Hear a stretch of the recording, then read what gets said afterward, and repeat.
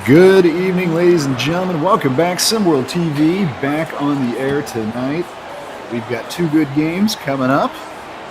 First, we're kicking it off down here in sunny Florida. The Yacht Club hosting Gotham 5. Yacht Club 9-11 on the season. They've been a little bit up and down. G5 ever since losing Coach Bilardi. Surprise of many, they seem to have come together, rallied around themselves, and they're on a five-game win streak. See who's going to come out on top here. We're going to set the tip off behind the microphone tonight. You have my own good self, E Lava, joined by LOB, and we are underway. You already know I'm here for some SimWorld basketball. I'm so excited for this one, E. You know, I just got off the beaches of Miami, and I got you a gift. As you can see here, it's a big bag of sand.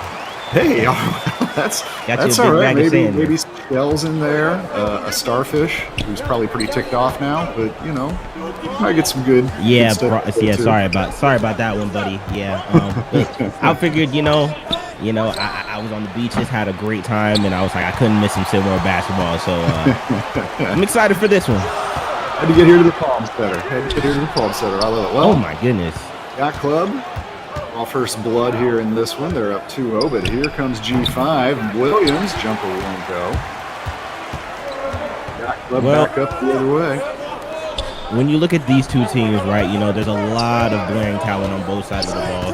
First, with the Yacht Club, we talk about, Adam Max and Dominic Bianco being the two dominant forces there. Great finish there by Trey Willis. Another guy there, you want to keep your eyes on. But they got a lot of star talent, and one of the big things is that they're great at sharing the rock and moving it around. They have 3 different players averaging over 10 points this season, and another one close right behind with 8.2, but that tells you how much they're able to share the basketball whenever they're swinging it around. So look for multiple different people to score in multiple different ways. That's where they find success. But for Gotham 5, we got the talented pairing of the Williams, Aaron Lovejoy, Mackenzie Mbako, the star of this one, averaging 13.2 a game. They've got some stars too, so it's definitely a star-studded battle. Cayenne Anthony coming off the bench. There's a lot of stars out here, so be prepared for a lot of people to score. You're going to be hearing a lot of different names on that stat sheet. So, well, E5 unable to get the bucket in the hoop so far early on in this one, but Morgan Williams, 6'11", 215-pounder out of New Brunswick to the line. He's going to shoot 2. Gets the first one to go. Williams and is one of the 2 family pairings on this G5 squad, Majere Williams and Morgan Williams, along with Syer Matthews and Hakeem Matthews. A lot of family blood on this team, A lot of family connections, and maybe it's these ties which have helped bring this team together. Coach Tim Bilardi led New York Stars last year, now known as G5, and started with them this year before deciding to move on. Currently, Gotham 5 in search of a new head coach, but they are playing well with the interim in place right now. They definitely have been playing some great basketball, even though they do have their head coaching spot vacant. But one thing I noticed here for the Yacht Club as that 3 falls, Jay Laster, 5 quick points for him. He's been off to a hot start, but Jay Laster, he's the top 50 player in SimWorld, but for this team, he doesn't start. He comes off the bench, still contributes in a big way here. He averages 14.4 coming off the bench, So it's interesting to note that they have so much, star power that having a guy like him coming off the bench and still producing as much as he does, that just shows how deep this team is.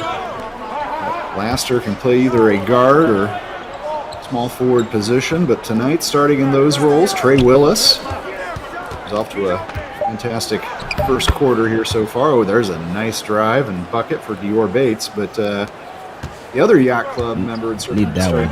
Ramon Escobar, 6'7", 235-pounder out of Miami. He's inserted into the starting lineup. And working so far for Yacht Club. They're up by 3 early on in this one. And there's Adam Max, their big center. He dishes it out to Bianco, but Max suspended for the first few games of the season, but he's really helped this team since he's been in there. Oh, look at Bianco. Sky for his own rebound. Get into Max's hands. He puts it back up, but can't finish.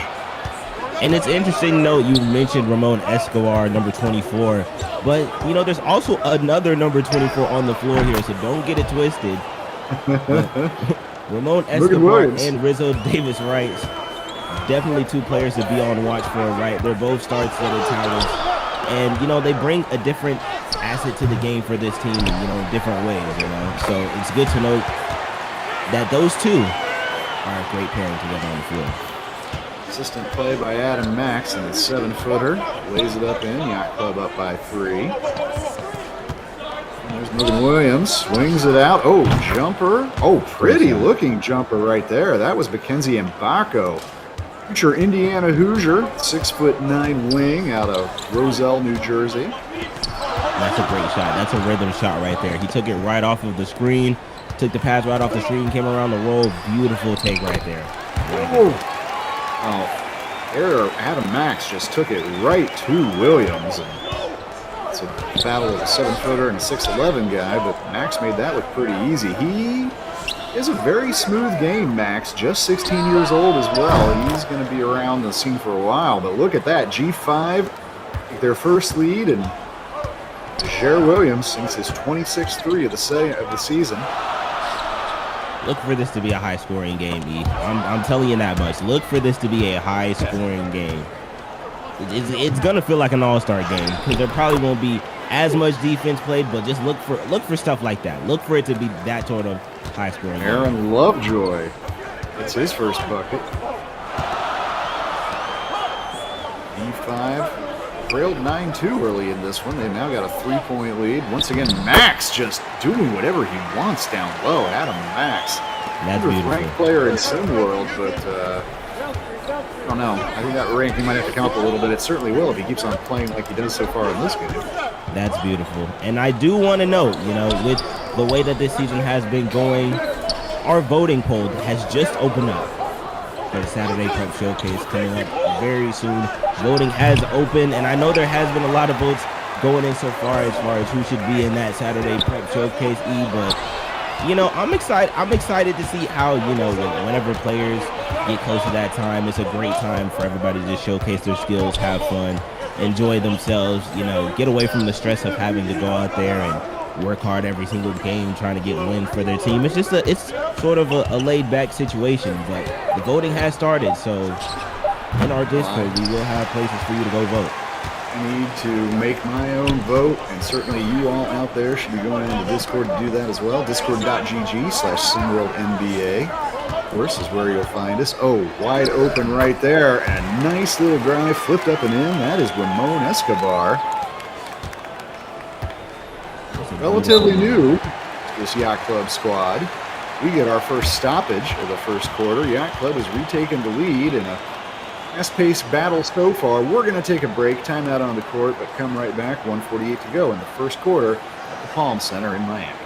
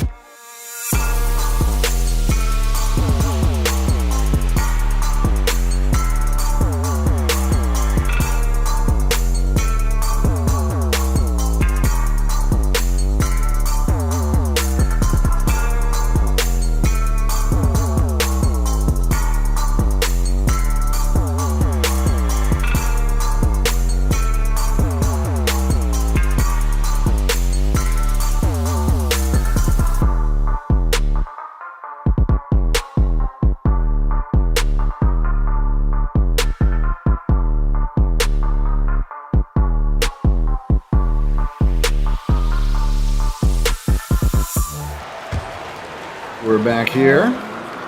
Gotham 5 getting set to inbound. Remind everybody that we're going to be back on the air. SimWorld TV has a triple header coming up on Thursday. It all begins at 7 o'clock Eastern as this G5 squad back in action, taking on Beasts of the East. There's some huge games coming up tomorrow, especially with that race to one being so close and in everybody's grasp. I know there's a lot of teams that are just outside that border of being in the race to one. So every single game pretty much coming up to this point is highly important. So you don't want to miss any SimWorld broadcast coming up soon. The subs in the game. Coming off the bench tonight, Syer Matthews, 72nd ranked overall player in SimWorld. Just forced a turnover there. E5 gets it, and Keon Anthony tried to turn it into an instant offense, but had his first shot blocked, takes it back, badly off there. A third attempt coming up for G5. And finally, they get points on this possession as Keon Matthews scores the little interior bucket. And I noticed with Kion's game, you know, he's a lot more of a defensive guy, but offensively, I do see him a lot, you know, spotting up and playing. He's kind of been the spot-up shooter for this team, which I feel like, you know, if he did go to another team, me personally, I feel like he could be in his own mode and do his own thing and really be a lead. But, you know, for this team, he's more of a 3-and-D guy, you know. Defensively, he's got it there. You seen the pokes earlier, but defensively, he's got it. And on offense, he's kind of like your spot-up shooter that you're looking for, and I like that fit for him on this team. Oh, there's a little jumper up and in. It's Jay Laster. You talked about him coming off the bench tonight. Looks like he's really embraced that role, buried that jumper. Got the Yacht Club a lead back, coming up on the last seconds here of the first quarter. Lead going back and forth. Keon Anthony restores it for G5. And I like that fit there. I like that fit for him. Just kind of coming off screens, taking these shots, being that spot-up shooter that this team needs. Here Johnson drives, can't get the bucket to go, but he is going to go to the line. That was a nice move there from the 6'5" wing player out of Pompano Beach, just 16 years old on this very, very young Yacht Club team. I had the opportunity to speak with Tamir just a little bit ago, and you know, he was telling me that, you know, he's happy with the position that he's in. Obviously, he hasn't gotten, I feel like, the minutes that he deserves. I feel like he could be a great player if he goes to another team. You know, I feel like giving him the opportunity to develop to be a star and to be a starter, and he agrees. He feels like, you know, he loves what is working here in Yacht Clubs, giving him a chance to develop his game and become a name for himself. But he's really looking for bigger and better things coming up soon. So I've been following his story for quite a while, and it's interesting to see how it goes. Well, Johnson gets the lead back for the Yacht Club right there with free throws, and that's how the first quarter ends in a back-and-forth seesaw close battle. It's the home team up by one. Come right back, second quarter action.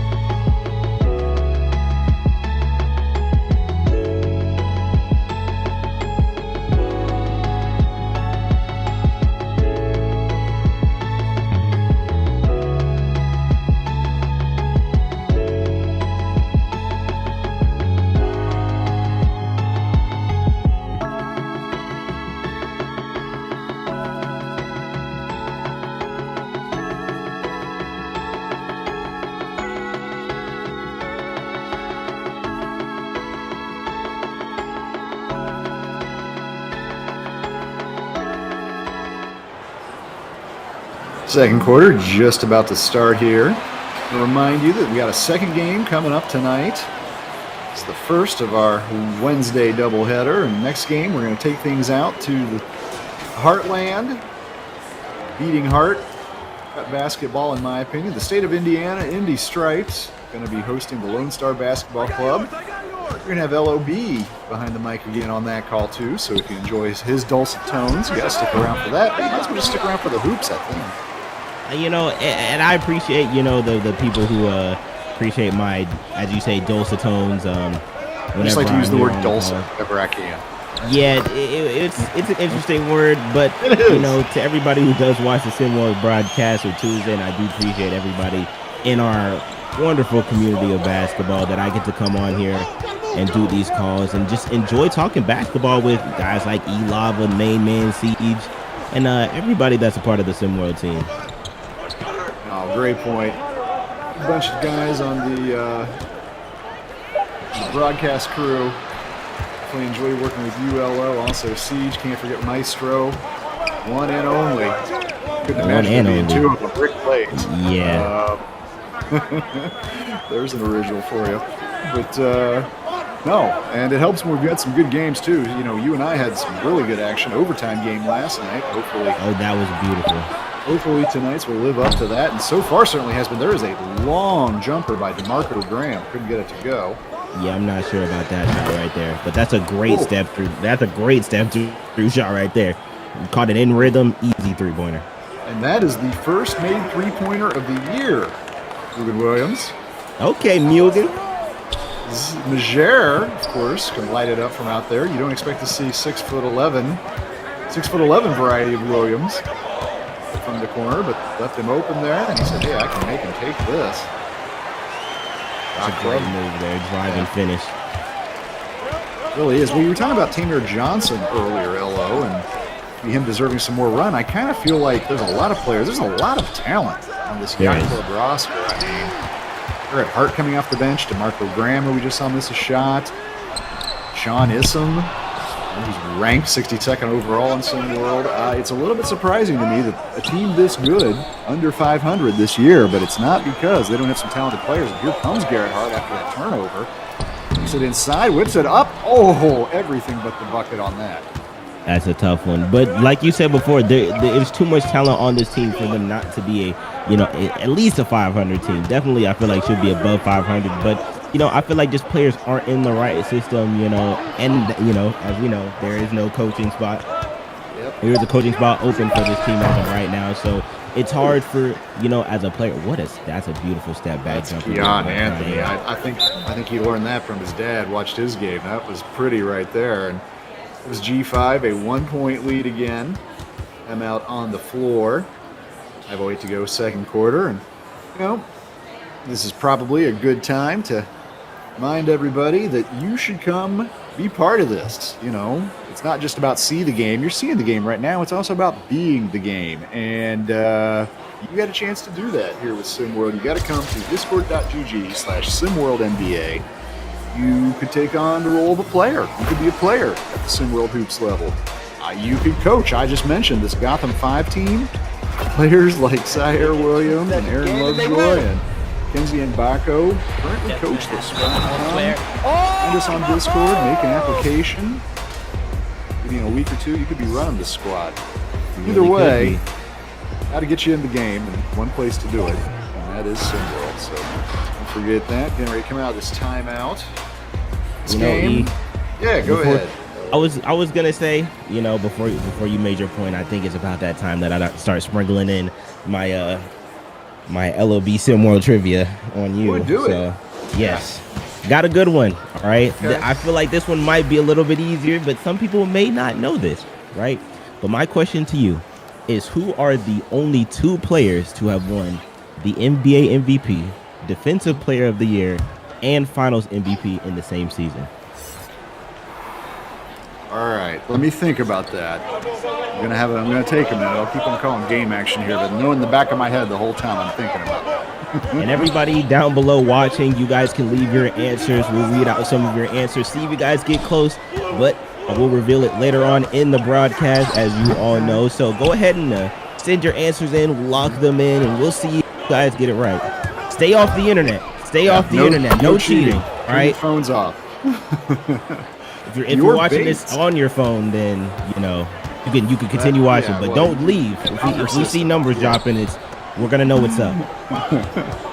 Your Bates got a bucket down there for Gotham 5. Inserted into the starting lineup. Bates playing well tonight. Oh boy, Dominic Bianco. He's got a whole bag full of moves and gets the finish. Oh my goodness! Loose ball foul. So that's not going to be a 3-point shot. Oh my goodness! But that's going to effectively be a turnover. Ball's going to stay with Yacht Club. That's kind of worse, really. Yeah. That foul from Williams there. That was not a good foul there. The ball was rattling around so long, everybody was waiting for something to happen. I think he just wanted to do something, but it costed him a foul there. People got impatient and pushy on that one. That's right. Well, Dominic Bianco going back to work and trying to make this a 4-point possession, but he couldn't get that one to go. Aaron Lovejoy, he's got a mismatch. He wants to try to exploit it. Tough jumper. Can't quite get it to go. Oh, look at that. Oh, my goodness. Grown man finish. Williams got that first 3-pointer earlier. He's feeling himself this game. Highlight reel. It had to be. That looked like Newton Williams on that one. Bianco's going to try a 3. That's not necessarily his forte. He can hit from out there. He is not a sharpshooter. Pesky defense here. 3 on the way, and that is good. Majere Williams getting into the action. Williams brothers back-to-back buckets. Well, keeping it in the family anyway. Yep, Williams brothers back-to-back buckets here on these possessions here. Escobar back out there with Trey Willis. Willis has it now. Oh, he missed him on the inside. Time running out. Willis going to try a 3. Got one earlier. Couldn't get that one to go. And he missed Bianco cutting on the inside there. It was wide, too. Probably didn't get it down there to him. Jordan Williams, the big man, playing a little 1-2 game. Ends up back with Majere. Love the ball movement here. Great ball movement here. How they're able to... Another 3 from Morgan. But oh, look at that. This time That's it's beautiful. Aaron Lovejoy, the offensive rebound and the dunk. And the movement on that entire possession. That movement on the entire possession. Just swinging it around, looking for it's not settling for a good shot. I was saying this the other night, not settling just for the good shot, but looking for a great shot here. And that's what they've continuously been doing Gotham 5, and that's how they're able to extend this lead here. Good defense as well. Shot clock winding down. This is just going to have to take it. Escobar, you get the shot to go. 2 minutes to go here in the first half. And wow. 3 won't go. Second chance opportunity, however, is there for Mbako. Wow. Kenzie Mbako actually leads this G5 team in scoring, more than 13 a game, but he does so, he plays in a little bit of a quieter fashion, at least with G5. He does. He definitely does, and I kind of like that about him. He's a guy who, puts on his business suit, gets his tie ready, hops into work, handles business, and goes. Doesn't say much, doesn't do much, and he just handles his business. There's Majere going back to work on Bianco. Got a little bit of room. Couldn't get that to go, and Adam Max rips the rebound down. And back into Max's hands. He's got 2 defenders on him, however. Oh, tried the alley-oop, wasn't there, ended up throwing the ball away. And boy, this second quarter has not gone very well for the Yacht Club. Hey, LO, I've got one of my 2 answers ready for you. All right. I'm guessing Kawhi is one of them. Give me the 3 categories again. Defensive Player of the Year. I thought you were looking for 2 people who had done this. Defensive MVP, Finals MVP, and what was the other category? And defense NBA MVP. Regular MVP, DPOY. There's just one of them. And there's just one. Only one. 2. All right, well, I'm guessing Kawhi. I would have come up with a second guess, but I'm guessing Kawhi. For everybody who's still watching, you still have the chance to lock in your answers before I give mine. Make sure you make your educated guesses, not educated Google searches, educated guesses only. I'm I'm feeling like Kawhi. Ooh, there's a nice pass and a good finish from Max as we come up on the final seconds here. I feel like Kawhi definitely got 2 of those 3. I feel like he would have been Defensive Player of the Year and Finals MVP, and he won it all with the Raptors. Ooh, good defense. That's going to be a jump. Ooh, a little bit testy, too. Oh, look at that. Okay. Deontay DeOr. Okay. Taking exception. And controlling the tap. Didn't see much emotion necessarily between these two teams yet so far in this game, but Deontay DeOr there, adding a little bit of spice to the recipe. It's an 8-point lead for G5. They had a really nice second quarter. Taking this game a little bit by control. Lots of time left here, of course, for Coach Marcus Laster's Yacht Club to battle back in this. But I feel like G5 has been so balanced, Elo. They are getting scoring and production from everybody up and down the lineup. And that's exactly what you look for. You got 2 talented teams. Like I said before, look for a lot of people on these teams are scoring. Megan Williams, both the Williams brothers have been having a great night. Anthony's been coming off the bench, being productive.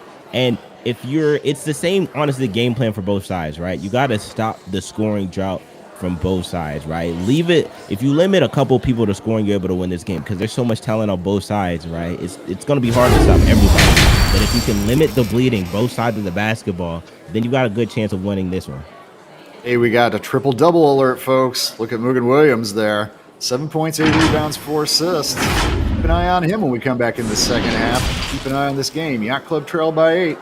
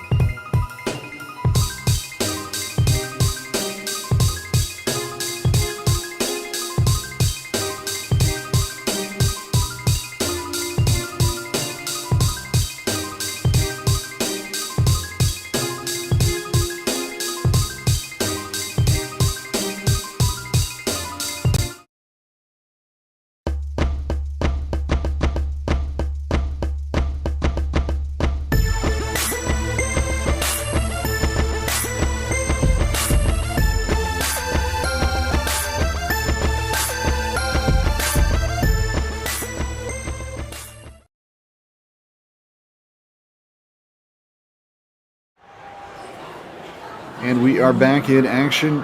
Gotham 5 got red hot in that second quarter. They lead by 8 points, but Yacht Club far from out of this, led, of course, by guard Dominic Bianco and big man Adam Max. Dangerous in every game they play. Marcus Laster's Yacht Club, and we're set to get underway here. It's going to be G5 bringing it up and into the hands of Dior Bates. You know, when we look at that first half of basketball here from both sides, great ball movement, great offensive action there. But Gotham 5 has just been showing a little bit more hustle, and I feel like they've gotten a little bit more of everybody involved in this game the way that they like to. If you're the Yacht Club, you got to stop that limb getting a little bit out hustle. It seems like they're just getting a little, you know, it's one of those things where it's like, it's a little bit. I know I've been saying a little bit a lot, but that's just what it seems like it is. Gotham 5 has just been doing everything that the Yacht Club has, just a little bit better, you know, so just a little bit better, so. Also worth mentioning, it's been a struggle of the night so far for Dominic Bianco. He got stopped there on the defensive end by Majere Williams, who then goes and gets an easy dunk on the other end of the floor, and it is a 12-point lead now for G5. Yeah, it's just he's been having an off night tonight, and I hate to see it like this. Hopefully he can turn around in the second half, because he's one of the main reasons why this Yacht Club team is in the hole that it is. If they can't get him going anytime soon, then it's going to be hard for them to come back. Meanwhile, Morgan Williams continuing to have something of a breakout game for him. He's on a double-double now. Points and rebounds. And there's another. Wow. Morgan Williams. Wow, he's been having his a night first tonight. Three tonight, and he might triple-double before this is all over. He's almost halfway to assists. That's a basketball left. He's got the opportunity to. He was on that triple-double watch that you said earlier. It might after that one, it might have just turned into an alert, not just a watch. It might be an alert, actual now. warning. So yeah, it might be a little warning now. There's Majere, swings it to Mugen. Only teams are going to have to start thinking about defending him out at the top of the key as well if he's going to be hitting threes like that. And that's dangerous if that's the case. Aaron Lovejoy, though, the other big man, gets a smaller defender on him and buries the turnaround.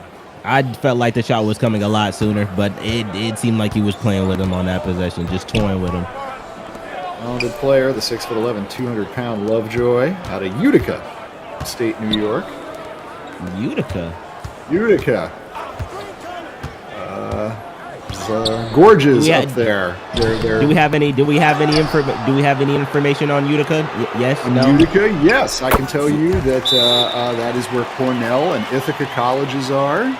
Two very good schools. They play each other annually in football in something called the Cortica Cup.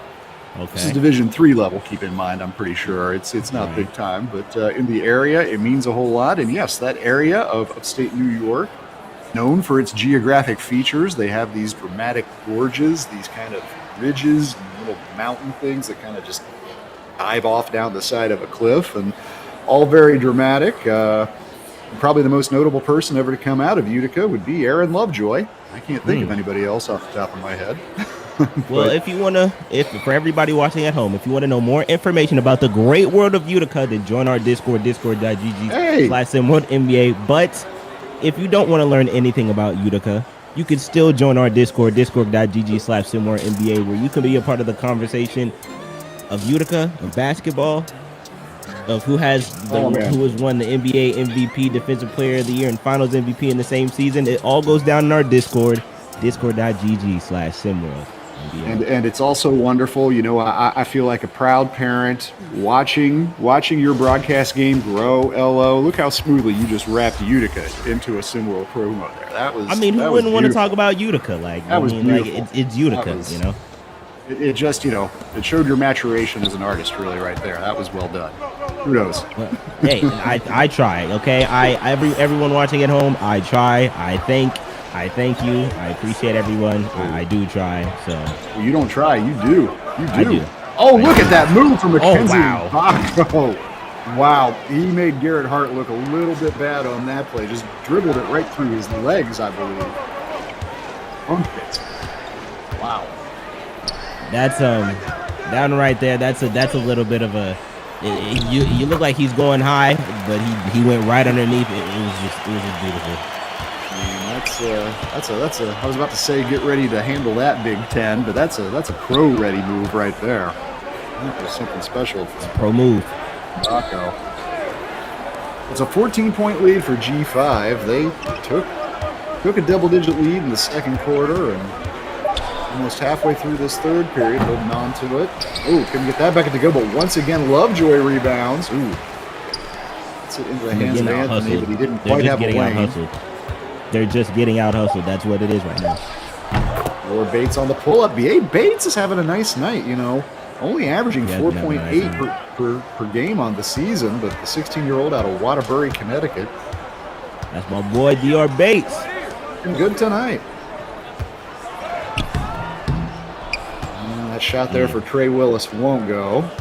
That's a heartbreaker because they're getting out hustled right now. Oh, rare miss from Mugen Williams down low. Nice dish. Let's see if Issam can do something with it. No. It was a great idea, but it just got there.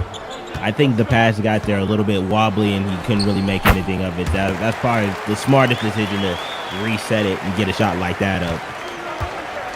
It was a tough one, too, but got it to go down. Some subs ready to come into the game for Yacht Club. We need to figure something out. Trailing by 14 now, coming up on 3 minutes to play in the third quarter. Well, speaking of figuring something out here, I figured midway through the third quarter, it's time for you guys to figure out the answer to my question.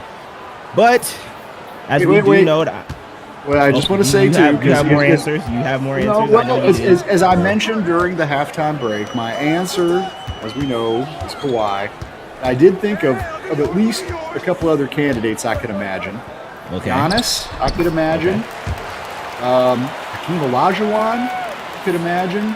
And just because you just know at some point Jordan probably won a Defensive Player of the Year. We'll have to look that up and find that out. I bet he won at least one, maybe a couple. But that puts him in play too. So those are my three backups, but my answer is Kawhi. Why don't we find out what everybody else out there had, and why don't you give us the correct answer? Well, we've looked at. I've seen a couple of answers. Someone put LeBron James. A lot of people had Jordan. People had Hakeem.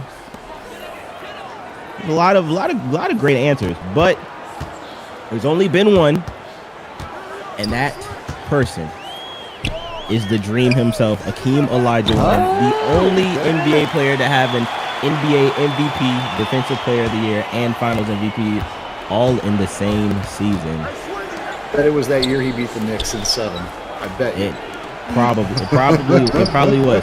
Michael Jordan, I believe, has 9 Defensive Player of the Years. 9? Or excuse me, no. He has 1 or 2 Defensive Player of the Years. He has 9 defensive first teams. That's what it is. I gotcha. Okay. Yeah, I believe he has 9 defensive first teams. But the answer to the question is Hakeem Olajuwon. Okay. Jordan, never a bad answer. You know he's always in contention. But yes. Hakeem. All right. Well, certainly one of the all-time NBA greats, so that is no fluky, trivial statistical anomaly right there. Look at this. Second chance for the Yacht Club, and they have got the lead back down to 9. Very interesting to know. Do you think there would be anybody in the Sim World League that could go out there and win an NBA MVP, Defensive Player of the Year, and Finals MVP in the same season? Ooh, who has that kind of a ceiling?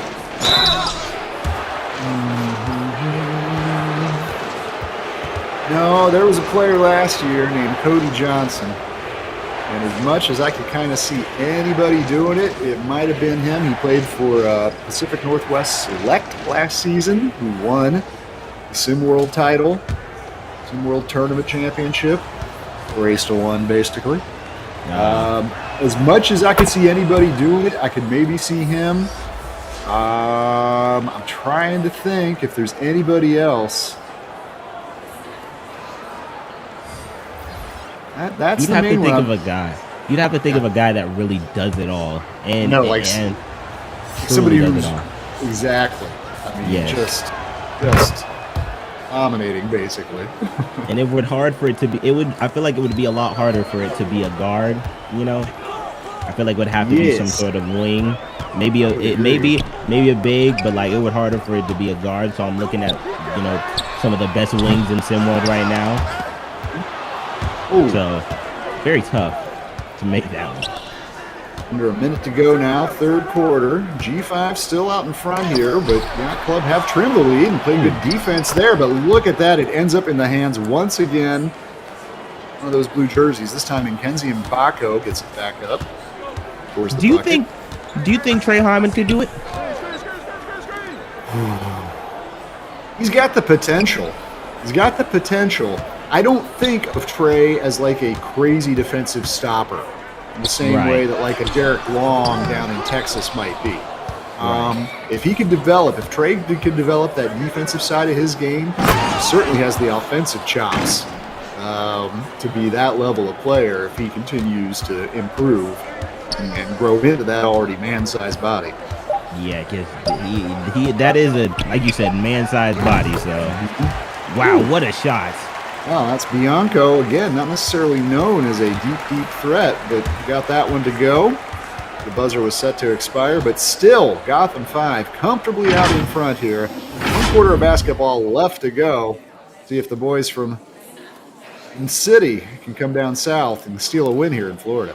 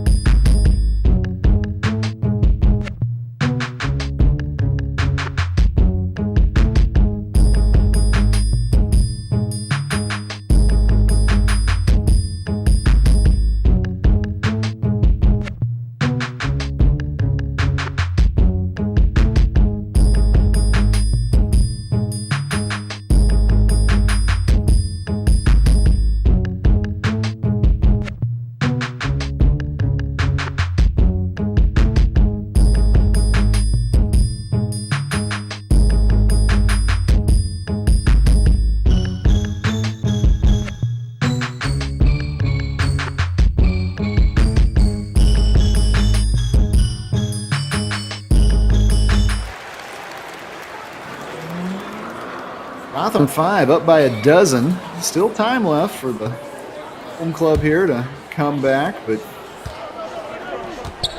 play from coachless Gotham on both ends of the floor. Tight defense, good offense, and actually Gotham has been turning up the defense recently. Held Latin America to just 43 in a recent contest, but there is one way to break it down. Give the ball to Bianco and let his athleticism do the job for you. And I mean, it's only a 10-point game starting the fourth here because, excuse me, I believe that three-pointer was big going into the fourth.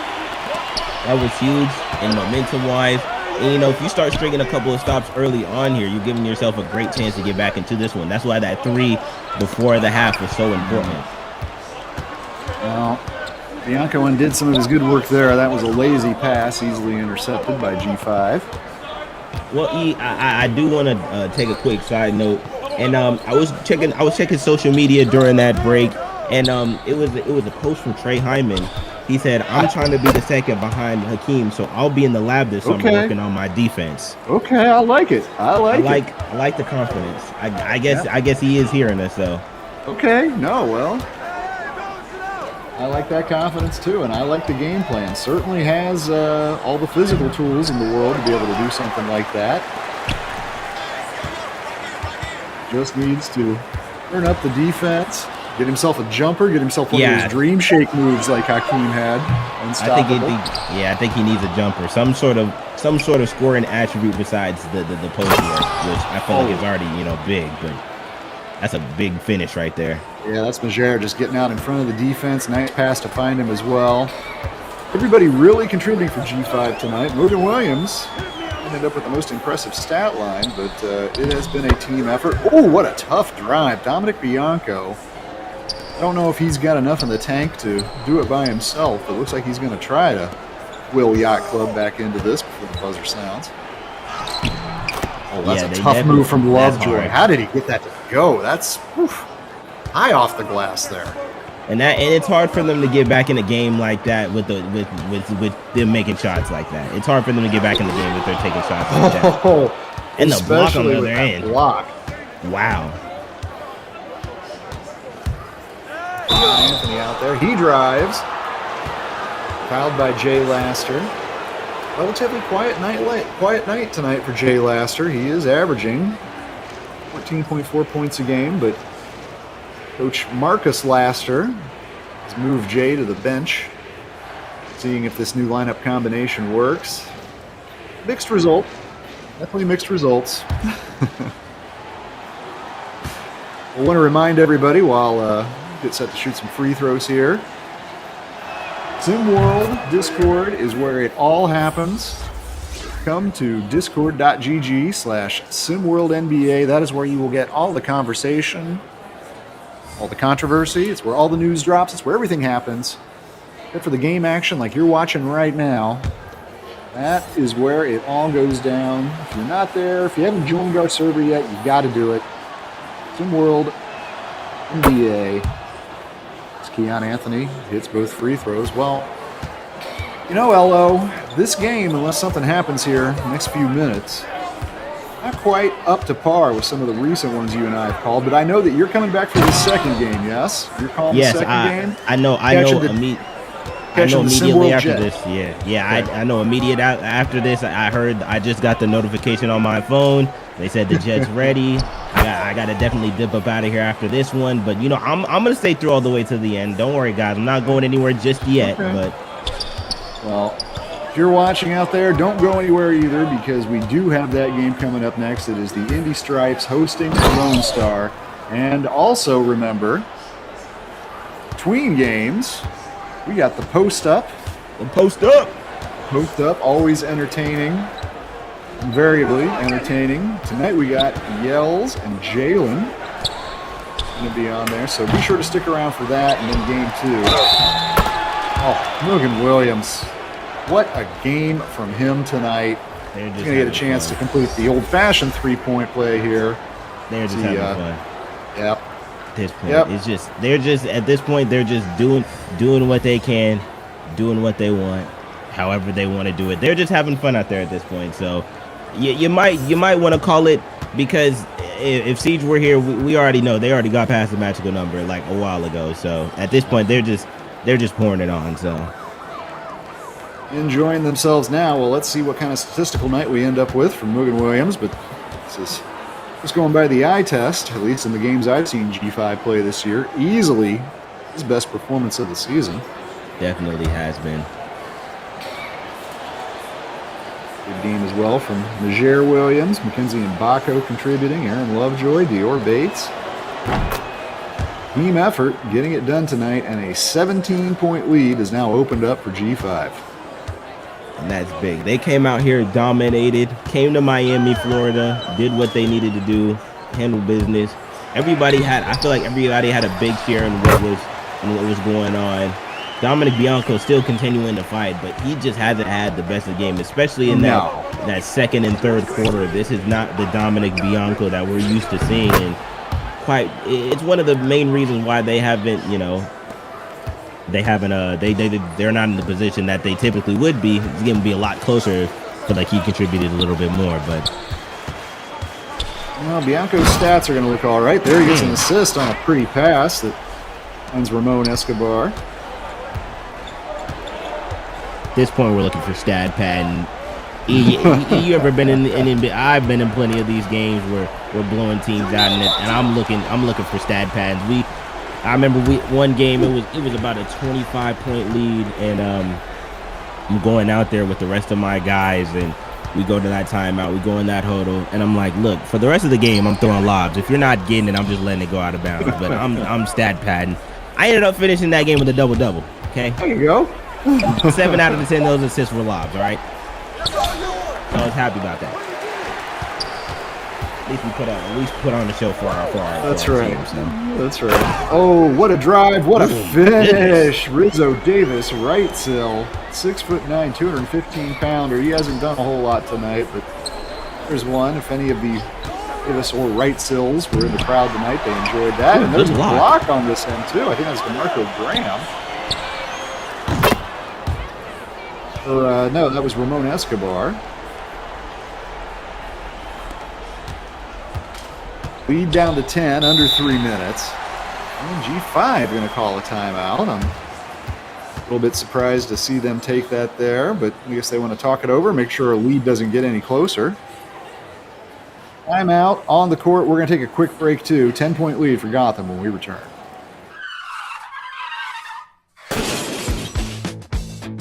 SimWorld presents Around the Table with E and the Fat Man. What's up, everybody? This is Big Bob. And this is Elava. And we are the co-hosts of Around the Table with E and the Fat Man. Around the Table is the SimWorld Hoops podcast where Big Bob and I give our takes on various sports around the world. Make sure to tune in every Sunday at 3 p.m. Eastern Time to hear our takes. And don't forget to join in on the conversation with us on Discord at discord.gg/SimWorldNBA. And make sure to follow us on Twitter and YouTube at SimWorld4K. And as always, see the game, be the game. Later, folks.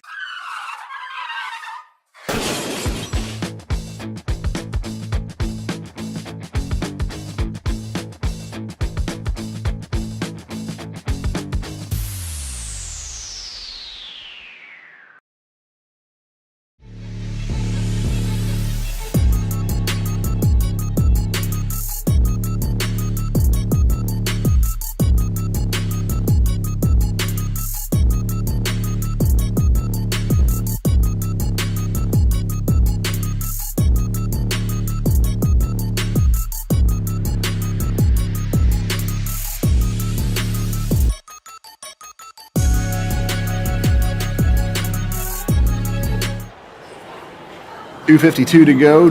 Gotham 5 comfortably in front, but still enough time for Yacht Club to pull a rabbit out of their hat. But you know what? Let's go ahead and have a chat about player of the game, LO. You know, Dominic Bianco has put up 20 points, a game-high number. Logan Williams, 16 points, 13 rebounds. I think those are your two leading candidates. You like one of those guys, or did somebody else catch your attention tonight? I mean, like, we're having this. I mean, respectfully though, but like we're having this conversation right now. Well, you know, there's 20 kids out there. Let's not make it about one and not the other 19. But so I think I detect from your tone, however, that you may have a favorite in mind, and I suspect it is probably the guy I would pick as well. So you're telling me that we're talking about player of the game, then proceed to say it's not about the one person, the player of the game. It's about the other 19. But we all know who's going away with that award tonight. I think we all do. You know. No. Logan Williams, 16 points, 13 rebounds, 4 assists. It's a big night. Oh. Nice move from Adam Max to get 2 back, and it is now an 8-point game. 2 minutes, 30 seconds to go. If the Yacht Club can get a couple more stops, they're not out of this. They can definitely make it interesting. They definitely can. Indy and Baco has it right now. The big thing is that they don't waste time on these possessions defensively. They got to force something. Oh. And it can't be that. No, that was a pretty shot from Majere Williams. He's just got such a sweet release. Doesn't need much room to operate in. He can get his shot off in a phone booth, and he did there. At this point, it's either you need quick twos. This is too late in the possession. If you're looking at it like this, if it's too late in the possession, need the 3. Unfortunately, it didn't go. Ideally, you try to get Jay Laster out there. He is Yacht Club's real only 3-point threat. Ooh, sloppy play there from Williams, and he turned the ball over. Every single possession down the court now, it's got to be either a quick 2, a real quick 2. Too much time gets taken off. You got to go for the 3 at that point. So, Ray Willis, not been his best night either, and couldn't get that shot to go. We're down under 90 seconds in this one. It's Gotham ball with a double-digit lead. Aaron Lovejoy is now going to try to take Bianco, and he does with ease. That might have just about put the cherry on top of this pie. Yeah, that might have just did it for me too. And yep, hello. Yep, I just got the notification. The jet is 100% ready you to got to go get out here. to the airport, you know. Yeah, hey, Flying private, you don't have to do the security nonsense and all that, so you're not going to need a lot of time. But got to get you to Indianapolis. I got to get up out of here. So for everybody in Miami, hope you enjoy your bag of sand, and I'll catch y'all in Indy. Baco couldn't get a shot to go, but it's another rebound for Williams. He just continues to pad those stats. Yacht Club are going to fall to 9-12 here. And for Gotham 5, this is going to be their 6th straight win. They were 8-7. Now they're going to be 14-7. Impressive turnaround for them. Still a lot of season to go in SimWorld Hoops this year, but been a few storylines already in Gotham. Losing Coach Bilardi, then going on this win streak.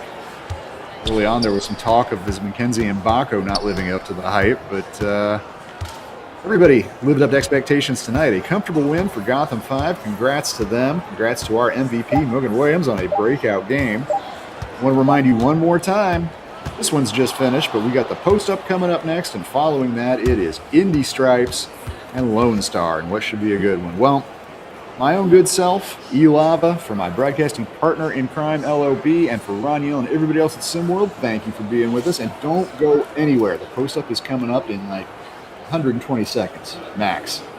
Ground. See the game, be the game.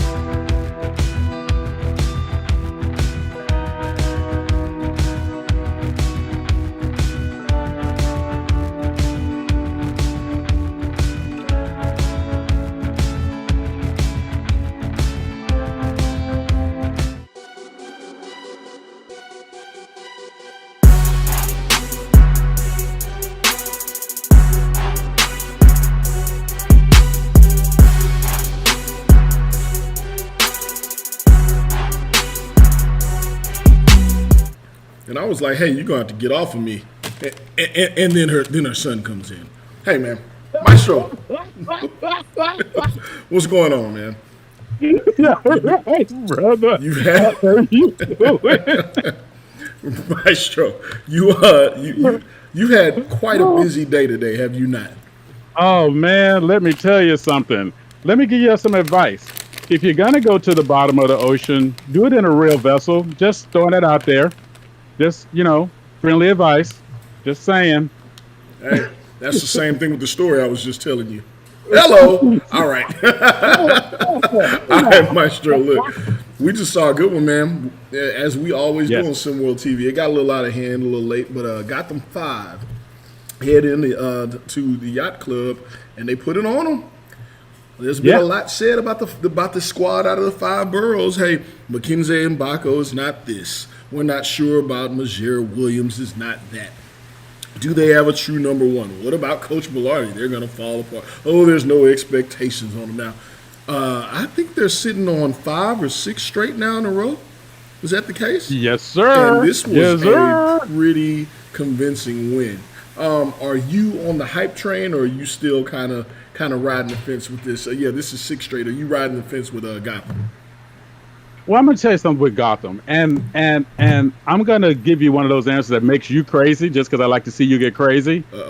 I have always felt like they had this, so I don't feel like I'm on the hype train. I feel like they're starting to play and look like what I've always thought them to be, especially when you're talking about a team, right, that has, at my last count, I want to say six players in the top 75 or something like that. I mean, I'm sorry, they have that for a reason. You know how picky we can be about in terms of how we rate people and what's going on and what we're looking at.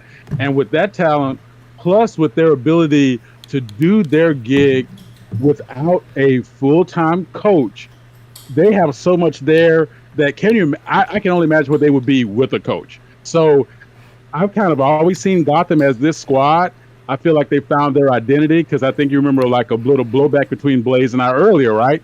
What's their identity? And Blaze, I just don't know. And I'm with Blaze on that. But I think we're starting to see it right now. So I think I've always kind of been there, brother. I think one of the crazy things about that, and this will sound like blasphemous coming from me and just talking basketball at all. I think when Coach Bilardi was there were question marks about what their identity was, because there's so many talented players, and Coach Bilardi is very serious about a system that he runs.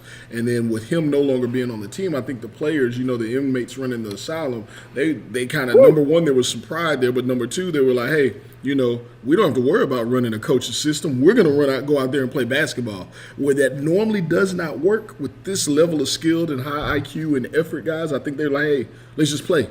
And each night, whoever needs to take over takes over. Exactly. And oh, by the way, the one strength of this team that I've always said from the start, give me a team where every single body can give me at least 1 or 2 rebounds a game. From the starter to the last person off the bench. If I can get 1 or 2 rebounds a person a game, I know I got me somebody. Cut it out, Maestro, because Mugen Williams had 16 points, but you know how many rebounds he had? 16. 4 assists and a block. He's on the glass. My goodness. And his game, and I'm going to say this because it's actually in the podcast coming out tomorrow. I left him off my dirty list. He was written down. I had him highlighted. I forgot to say it. So I want to apologize to him in public. I apologize to him on the podcast. And I apologize to him like the same way I apologize to Corey Yams. I made up for it tomorrow. I got you, fam. Hey, and that's why his name is Mugen, because sometimes it's actually mugging. He's going to be mean mugging you the next time he sees you. Exactly. Hey, and I earned it, baby. I earned it. Hey, so the SimWorld Prep Saturday Showcase, voting opened up earlier this morning. Voting for the SimWorld Prep All-Star, if you will, team. This is big energy for SimWorld Hoops, man. Are you excited about this? And who do you think is going to be some of the time? You don't have to run them all down. I know you like to show the love, man. I got to box you in sometimes. But who do you think is going to end up being at the top of these voting lists? You know what? I got to tell you, man. The feedback, how everybody's buying into the process, how everybody, more importantly, taking ownership, I absolutely love it. And Okay, I'll give you 3. Is that cool? I'll give you 3. That works. De'Aaron Cruz has always been that guy for me. He's always been that guy for me. Right. Just from the very first time I saw him play, the very first game this season, even in the pickup games, I love what he brought to the table. I'm going to dig me some Trey Hyman just because of what he does, and what he's done all year. And then if I have to go to another name to kind of take it like kind of off topic a little bit, I'm just going to tell you something. I'm really torn between M'Baku because his game is the kind of game that I can just watch 5 times a day. He's hard-nosed. Yes, he gets his points, but he's in there for everything. And so I give you 3. That's my 3. I want to go off book a little bit, but that's my 3. You're going to get a lot of flack for that one because everyone's saying M'Baku is not doing anything. I mean, if you let them tell you, he's just a big waste of space on the court. Like, he's not doing anything. But I'm going to tell you, I'm right there with you. 13 points, 3 rebounds, an assist, shooting 50%, 41 made threes, and more importantly, in my opinion, he's already committed to Indiana. He's already one of the top recruits in all of basketball. He's seen his ranking drop here, but I think he's sacrificed his personal game for the betterment of some of these other guys. Where Aaron Lovejoy getting looks from Syracuse, Wake Forest, Maryland. You see guys like Majir Williams seeing some Syracuse action, maybe Penn State as well, and Mugen Williams is just another example of somebody who's getting a chance to shine on this team. So, hey, kudos for the selflessness, because anyone can be selfish. I'm thank you, because that's how I see him. There was a bunch of names. I was going to say, I'm glad you boxed me in there, boss, because I was about to go off. But absolutely, to me, he always seems to be, and this from the first game I watched him play. When I had a chance to kind of sit on that as the season started, to even to what how we saw everything go down tonight. He's always where he needs to be, whether it's a stat move or not. He's always where he needs to be, and I'll take that on my team any day of the week, hands down. Perfect. All right, well, look, we got another one coming up, and we definitely want to get the Maestro's take on this. Indy Stripes hosting Lonestar Basketball Club, or as other people like to call them, Long Beach, California, for the LBC. Yeah, Lonestar Basketball Club heads into Indy. Both of these teams, they got some things to prove. Lonestar has been struggling mightily as of late. Indy, one of the more talented teams in the league, but has not quite lived up to their own hype as well as what other people have thought. Fighting for this race to one, they're trying just to get in. The LBC is trying to get proper seeding, where at the top of the mountain where they've been for most of the season. It looks like they've fallen off. In this matchup, man, it's time. It's time to get in the paint. It's time to force that action. It's time to get 3 in the key. What you got? Ooh. So here we go. A little foreshadowing what you're going to hear in the podcast tomorrow. One thing I talked about these teams that are fighting to get in, fighting to stay in. It's one thing that they're all going to have to start doing, and they're going to have to start counting, is rebounds, getting to the boards, making it work. And what I'm looking for from Indy specifically, not just Razor Red, right? Not just Razor Red being able to put out. I think he's getting 7 rebounds a game, somewhere in there. I'm looking for like the team leader that doesn't get any credit for his leadership is Towns Romanowski. Big shout out to Bernard James for pulling my coattail on that player. They need to hit the boards hard, make those possessions count for themselves. And I think the points are going to come because they have natural scorers on the team. Now, to go with the Long Beach basketball, I'm sorry, I had to do it. I shouldn't have did it, but I'm just going to say, going with LBC, here's what I'm going to say. The one thing that they need to do is find a way to slow Indy down. Oh, they got to pull Bobby V, huh? They're going to have to make it get down dirty in the mud, waist, chest deep, do what you got to do, because if it turns into a track meet, the athletes on Indy can run anybody out of a gym, right? Now, I'm not saying Lonestar doesn't have athletes. Please, I'm not saying that. But what I'm saying is they have a tendency to put up, like their last game, I think they scored 41 points. If you score 41 points tonight, you just get back on the bus, or walk home. That's not going to count, because Indy might have that at the halfway point of the second quarter. They need to come and find a way to slow it down, get dirty with it, get muddy with it, bring the game to them, and they're going to need to lean on their players like Jose Miguez, Nene Gibson, Derek Long, and oh, by the way, Jermichael Pitt. This is going to be your night to show that you can control the floor and get your team in a position to do what they need to do. And oh, by the way, Mason Green, 6'11", right? Mason, give it to me, man. Choose balance in the paint for me tonight, baby. Get some rebounds and go back to the rim and hurt somebody. Make them need a co-pay by the end of the night. That's the only way it's going to work for you. That's why I like having Maestro on the show. You ask Maestro for 3 keys, he's going to give you 33. He's going to go straight Mason mode on you. I appreciate all the keys that we got right there, and that is what we're looking for. I'll throw one in there for myself. One of the key things I'll be looking for, one of the better offenses when they're hitting, the better offenses in SimWorld Hoops and Indy Stripes going up against one of the better defenses. So it'll be an absolute clash of styles on that one. So I'm excited to see how that works out. So good keys there, Maestro. Conducting everything, conducting how things go. That's why you got the name Maestro. So look, we're gonna get to our last topic here before we get out. And people don't know, or people do know. I'll retract that statement. People do know about your musical background, but you can tell them a little bit more. And we both get to tell a little story here. What is your favorite performance that you've been a part of at any point in your career? Oh, my favorite performance. Brother. Easy peasy, straight up layup here. So I'm playing bass with Randy Crawford, old school vocalist. I'm saying old school for this generation because, she was, there was color TV when she was around. But we had just got through finishing the album that had her version of Knocking on Heaven's Door that was actually used on Lethal Weapon 4. And we were doing a small touring venue, but we played a festival venue at a Red Rocks. And this is right before the song broke because it was a last-minute add to the soundtrack. The song was about to break. Her tour was about to turn into a world tour.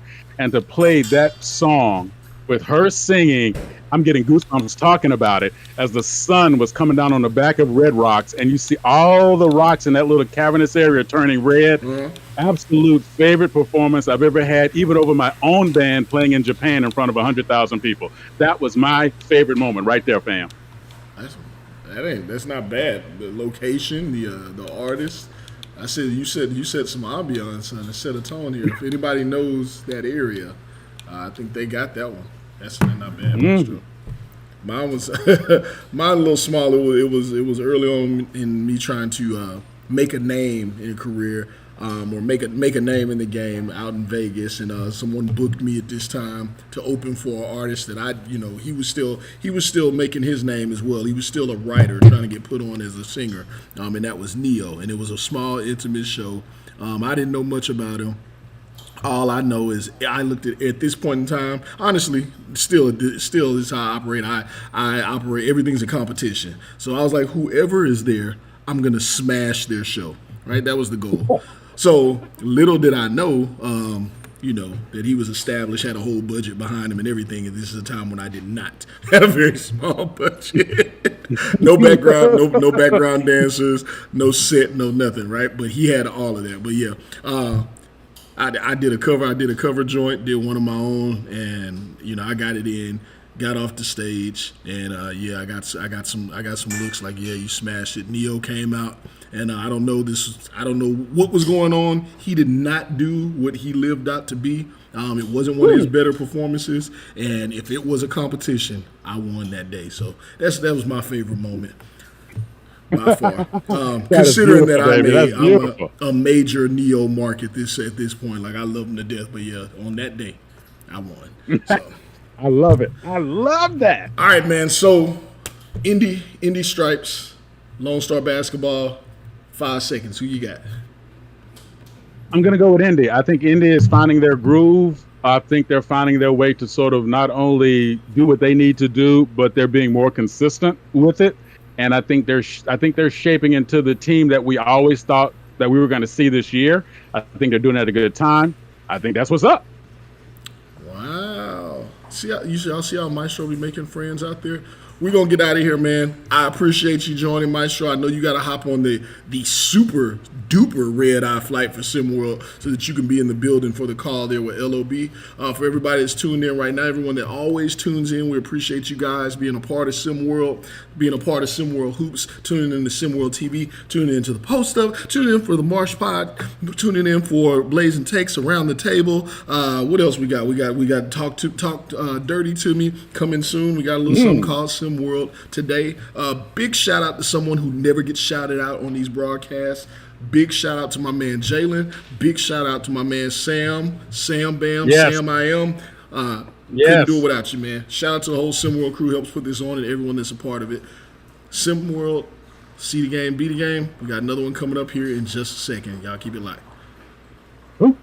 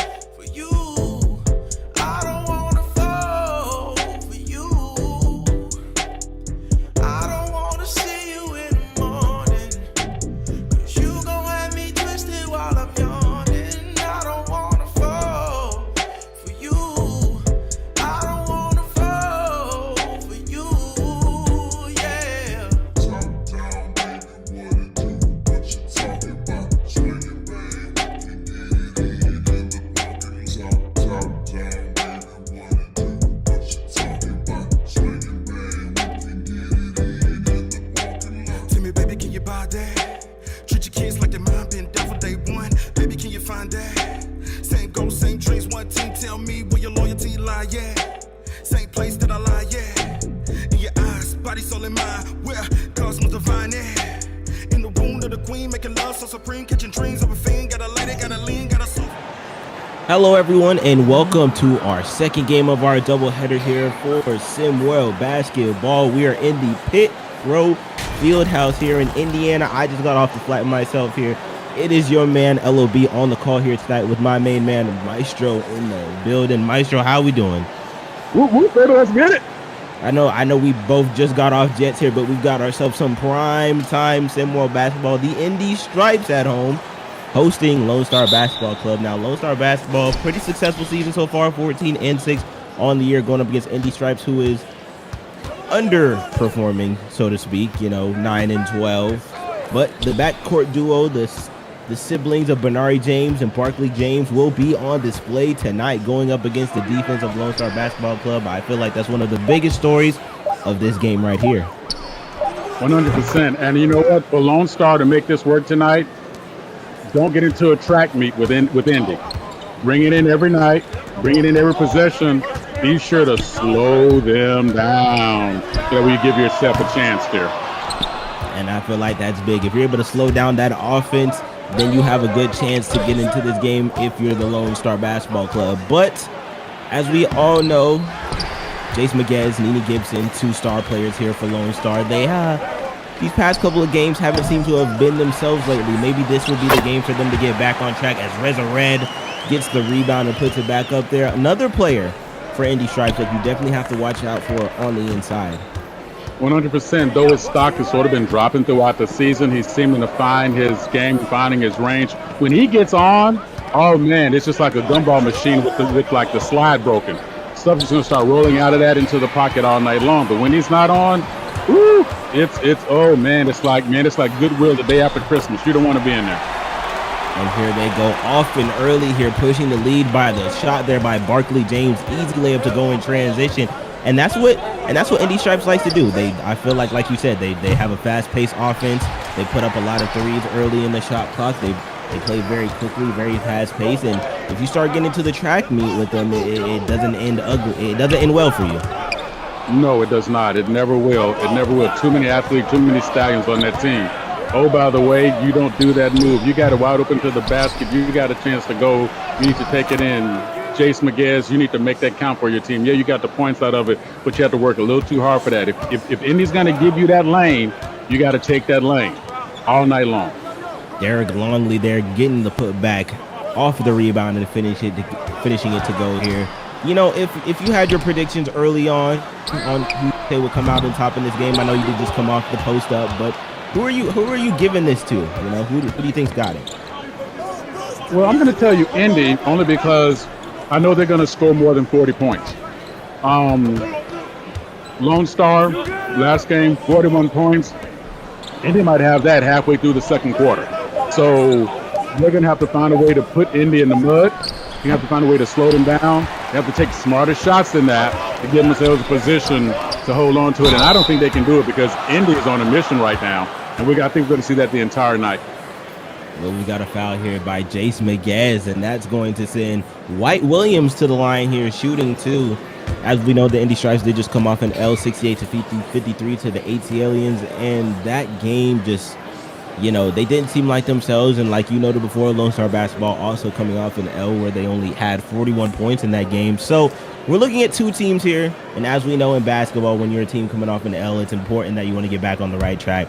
And with a win here for both teams, right, Lonestar Basketball Club being 14-6 and, being coveted to probably be in that race-to-1 situation, whereas Indy Stripes might be in a little bit of a fight to try to get into that race-to-1 here. How important is a game like this?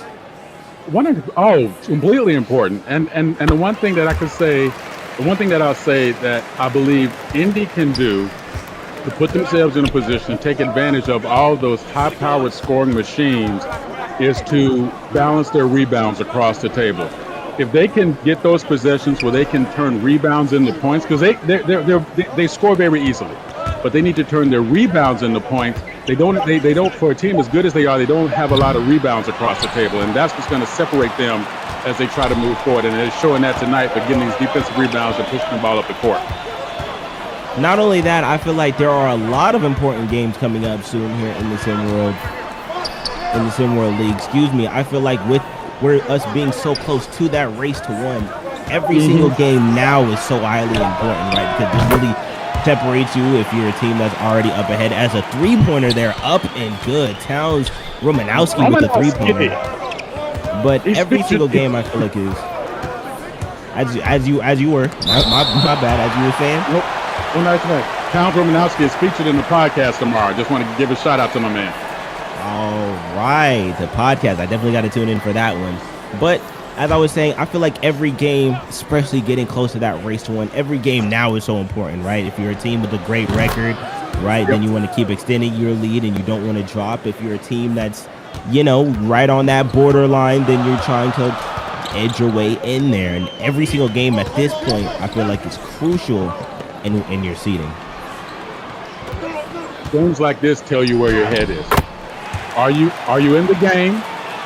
Great move there by Razor Red. He's finding his footing. You're either in the game all the way, every possession, or you're not. And when you start getting to crunch time, some people start to press, right? Pressure makes diamonds, but it also bursts pipes. It also bursts blood, and it also bursts blood vessels too. So you have to be ready from the start of the season, and it starts with, as we say, you got to get your mind right. Because if your mind ain't right, now it starts to break down. And I feel like that's very important here. As you said, crunch time moments here for each side. You want to continue to bring success to your team and put yourself in a better position for when that race to one comes on. But before all that, we do have something important coming up here. We have the Sim World Saturday, I believe it's called the Saturday Prep Showcase. Yes, the Sim World Saturday Prep Showcase. The polls have been opening up for that, ladies and gentlemen. So if you do want to go down in our Discord to be a part of the voting, to see if your favorite player that you want to be the showcase, go vote now. The polls are open. I can't vote. You can't? Are you saying you can't vote? I cannot vote. I've already been told I cannot vote. It has nothing to do with that record that I have, but it has everything to do with the fact that, as leadership has told me, I find a way to give everybody love, no matter, even if they only play 2 minutes all season, I'm going to give everybody some love, and I can only put on so many fake glasses and mustaches. Well, we have a timeout here on the floor. The score is 13-8, 2:18 left here in this first quarter. And Maestro, I mean, it's a pretty tightly contested game so far. Where do you see this game transforming into? What do you see this game translating into as it continues on?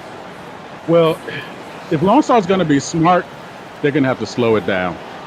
And I think they're doing that a little bit. I'm going to be honest with you. For a while, it looked like Indy was going to turn on the turbo jets and go into warp speed. I think they found a way to slow it down. Otherwise, they need to keep it at this pace. I think they can, as long as they can stay within 2 possessions, Lonestar is always going to have a chance. Don't let Indy get out in front, because once they start dust, it's going to be Wile E. Coyote all over it again, looking at the road run that's dust going down the highway, man. And I feel like that is very big, very important for them to keep it close here. While we do have this timeout, I do want to note that although we only have 2 games for you tonight, tomorrow will be the big one. We have a triple header for you tomorrow. Gotham 5 featuring the Beast of the East, followed by our 8 p.m. game, which will have Beyond the Arch versus the ATLians. And to cap that one off at 9 o'clock, the Bay Area Breakers will be going up against the Originators. So you don't want to miss any Sim World basketball coming up tomorrow. But as far as this one, 13-8 here, 2:15 left in the first. And Bernari James here is getting ripped on the fast break. He's got numbers. Looks to come back out and reset with it. That's quite interesting. Yeah, it seemed like he had numbers there, but they're going for a reset. Yeah, I tell you, I'm okay with Mark Thomas with that steal actually slowing it down, because they need to control the pace. If they don't control the pace, they don't have a shot here. And I feel like go ahead. I was going to ask you something. I'm going to be selfish for a minute. I'm probably going to get fired, so I want to say this real quick. Is it just me, or are these games getting more and more excitable no matter what the score is with it coming down to the race to one? Well, I feel like, as we get closer to that race to one, players start to realize, like I mentioned before, if you're at the top, you got to keep your top spot. If you're at the middle and you're trying to haul your way back in, it's like watching the NFL season, and you start getting near the end and like you're a game behind, or maybe a game and a half behind, 2 games behind. Right. Every game becomes that much more bigger, that much more important players start fighting a little harder to know that they're in the hunt spot or the wild card spot, just to bring up NFL references. But when you're in a position like that, especially young, you want to be in that race to win. You definitely want to be there. So games just get more exciting because players just play a little bit more harder. They find a reserve that they've never seen before, and it leads to some exciting basketball, exciting layups and moves like that from Bernard James. Beautiful, tough finish. He's a natural scorer. I mean, it's, you know, people use that word a lot, and I think it's kind of unfair sometimes. He has shown all season long his ability to put the ball in the basket, and just, this is amazing to see. It's great to see. Well, he is one of those guys that he's very vocal whenever it comes to voicing his opinion about his game, and he definitely does have the game to back it up. So Bernard James, one of the players to watch out for, maybe might be in the showcase coming up. The three there falls for Indy Stripes. Jay Luss getting it done. To a 10-point lead. Jay Luss getting it done is cousin of Gay Luss. Ball movement here, swinging around here quite well. Basketball club definitely wants to get a bucket here before going into the first. 100%. Nene Gibson finding his range there. Sway, way to kick it out. You got time. Get that last shot. I would have loved to see them. Shot. That's not it. I would have loved to see them take that down to just a couple of seconds. Don't give Indy a chance to get up on you by any more than what they have already. And to end the first quarter, Bernard James gets rejected at the rim, and we're going into the second quarter with a 10-point lead here. Indy Stripes poured it on here early in the first, but we'll continue to see if that momentum carries them into the second. Simworld action coming up after this. Still waiting for a big smile out of you. You're up 2-0. What's the story? Are you not happy, or you're only half happy, or? Still to be happy about. You're up 2-0. Job's not finished. Job finished? I don't think so.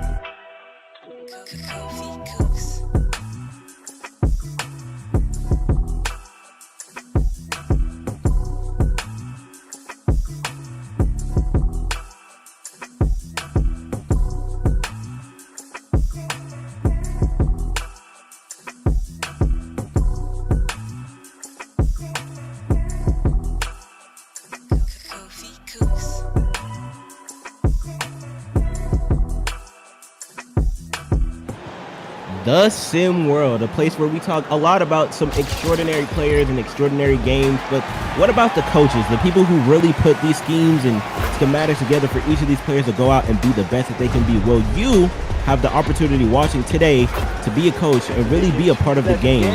Do you have the brains? Come be a coach here down in Sim World. Join our Discord, discord.gg/SimWorldNBA, where you can be a part of the game, be a coach, and we'd love to see you down here and see what type of game you got.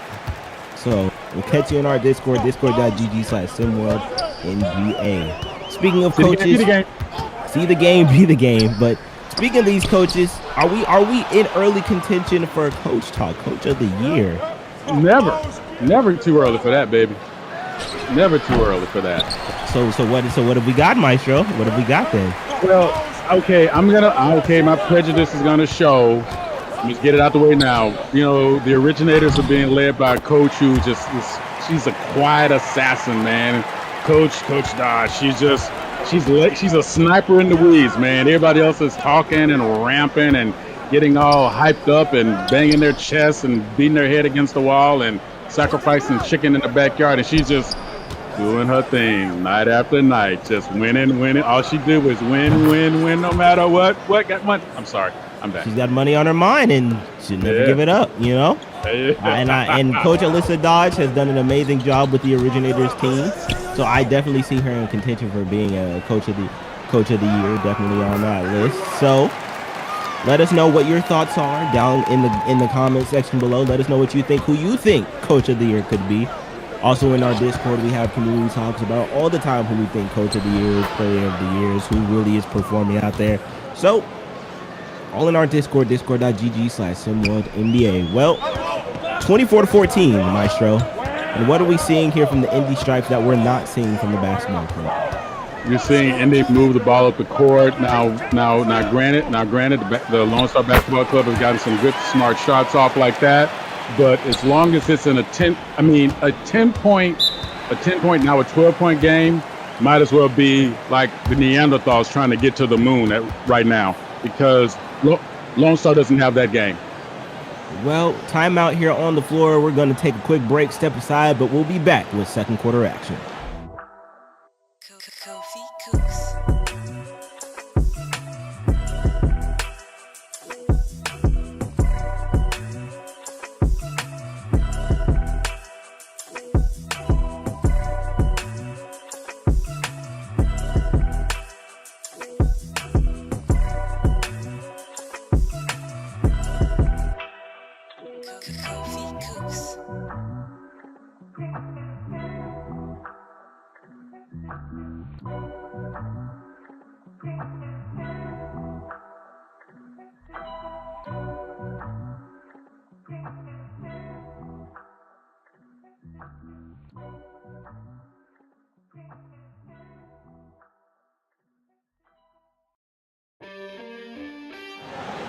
Ladies and gentlemen, we are back here with second quarter action in this not so tightly contested game, but there's still plenty of basketball to be played here. And I think that during this timeout break, I will take the timeout to put Maestro on the spot. Maestro, are you ready? I don't think you're ready, but I will put you on the spot here.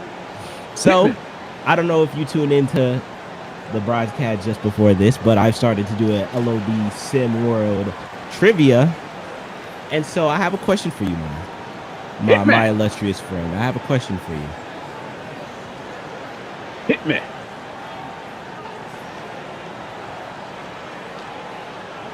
Uh-oh. Oh, are we back? We are back. But as I was saying beforehand, I do have my question for you here, Maestro. Let's see how well you know basketball trivia.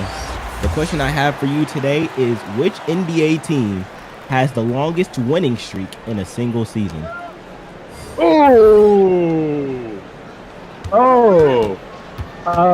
Golden State Warriors. Your answer is locked in with the Golden State Warriors? Yes. Well, for everybody, well, you have time to, if you whenever want to switch up your answer, we also do have time. Everybody watching at home, lock in your answers now. No cheating, as we all know. Guesses, not Google searches. So everybody, lock in your answers on who you think has the longest winning streak in a single season. And if you think you know how long the streak is, which I also do have the answer to, then go ahead and put it down in the comments.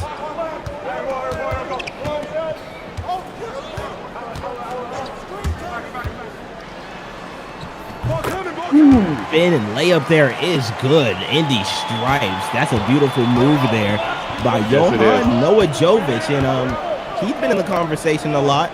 37 ranked player in Sim World, averaging 12.4 points a game. He's one of those guys you definitely got to have on watch. Man, I love to see moves in the paint. I love to see people take it to the rim. I love when they can mix finesse along with power. I just think it's hard to go wrong when you're that close. Interesting to note there. He does have a flurry of moves here. Reza Red down in the post, backing him down. Let's see what he does with it. And it's rejected. His shot is blocked. I tell you, it's something you can't get away. Derek along there rocking at 6'10". He is not going to back down from Razor Red at all because, height match. You can't go. You cannot do a straight up move with the guy who has hands like Derek Long. You just can't do it. On the other end, Chris Yardley with the bucket, but Bernari James pulling up for 3 there. Wow, what a tough shot. Always does what his team needs whenever he needs to do it. I'm going to give him a shout out for giving his own teammate a shout out. That's also a part of the Talk Dirty to Me podcast tomorrow, that he called out one of his own players as being a leader, a big brother, and a mentor to everybody on the team in Towns Romanowski. Great job by him. And that's good to know that him being vocal is being positive for his team. Because we always talk about in the media, right? Not all publicity is good publicity. And you can be what a finish there. Beautiful. Great pass. Man jam. Marcus Brungo. Marcellus Brungo. Yeah, great pass by Reza Red. Great pass. That's a big man knowing what is up. Everybody froze on him. Brungo kept going. Great pass in. Just love seeing that hand-eye coordination work. What we do talk about in the media, as I was mentioning before, as we said, not all publicity is good publicity, but the fact that he's using his voice and being vocal to be a positive asset to his team, I think that's what you really look for in a player, especially going into the next level. We always talk about a player's game, a player's skill set, but is he vocal? Is he a leader? Can he be a leader? Can he play the correct role that you need him to in order to bring success? And that's exactly what those things right there show exactly what a leader would do, being vocal in the right way. Exactly. And by the way, it doesn't always mean yelling and one on the court. Sometimes it means a look that you give a teammate or something that you do inside the locker room, especially after a big loss or any kind of hard loss, where you're standing there and you know how to walk to the one person and say the 3 words that's going to get the team and that player back, get their head right again. And that's very much so. Being vocal doesn't mean you have to use your voice every single time, but at least as your point's getting across here. Foul and 1 here. Lonestar basketball trying to cut this lead down. I believe that was Jace Miguez with the bucket. But I believe that was Mason Green, my brother. Mason Green with the bucket. But he's going to go to the line to finish the and 1 play there. That was beautiful. He's another player. I like his game. I love me some bigs. Listen, man, if you ain't at least 6'9", you're not getting my number. Don't worry about it. Anybody over that, we can talk all day long, brother. I love me some bigs, and that was a good big man move. Well, he completes a 3-point play here and cutting the lead to within 10 points here. Very interesting to note. 3-pointer fade off the mark. What type of shot was he thinking that would be? Ill advised, I can say that without hesitation. A little miscommunication there. Was trying to get the alley-oop pass there to Mason Green, and he wasn't looking for it. It looked like the pass on the inside, but he just didn't get it. It looked like it was the right idea, but just wasn't executed well. Yeah, but in order for there to be an alley-oop, there needs to be some right in the middle to go, oh, here it comes. Otherwise, it becomes an alley. Oops, an alley-oops instead of an alley-oop. There you go. Like that. Inside. Oh, my goodness. Beautiful find, beautiful feed, and a beautiful finish from Barkley James. Lonestar Basketball Club cannot do a track race with Indy. They need to be smarter. When they slowed the game down, they brought it in. I think what was it, close to 7 points or 6 points, but then they got into a track race again and taking ill-advised shots too early in the shot clock. Well, Jace Miguez has not had the type of night that you want him to have. 1 for 7 from the field here. It's just not a good look for him, and especially not helping their team being down by 11 now. Absolutely. You got to be smart. Know where your game is right now. Right now, he's becoming like a human clock runner-outer, and his time's running out. Yeah. Listen, rule number 1, if you have a ball for more than 7 seconds, it's not a clear out for you, it's a bad play. No matter what else happens after that, it's a bad play. Unless you can walk away with points. Hitting 30 seconds here. No Jovic to the basket. Doesn't get it to go. We're now under 20 seconds left here. Shot up and good. He was going to shoot. Miguez is not going to give up. He's going to get his points in there. I get what's going on there, but he needs to get his teammates involved. That's how they're going to make a difference. And here's smart basketball right here. Get the last shot. Shot clock has winded down here. Beautiful move. Noah Jovic from the mid-range. No good. 2 seconds left. The 3/4 quarter heave is off the mark here, and we're going into halftime. Only a 9-point game here. Indy Stripes taking care of business here at home. Maestro, what did we see in that first half?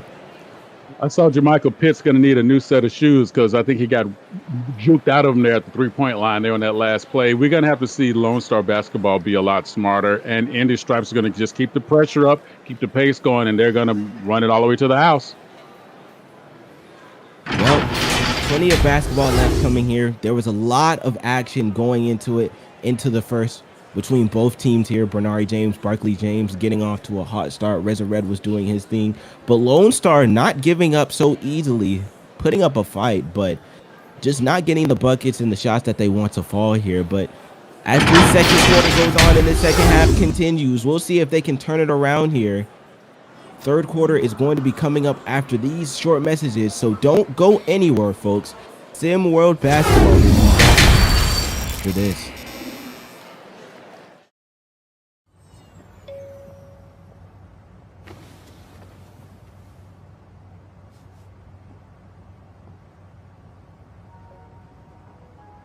Je voudrais être seul avec toi. She asked if you'd like to join the club. Je voudrais dénouer. You said, I like nuts.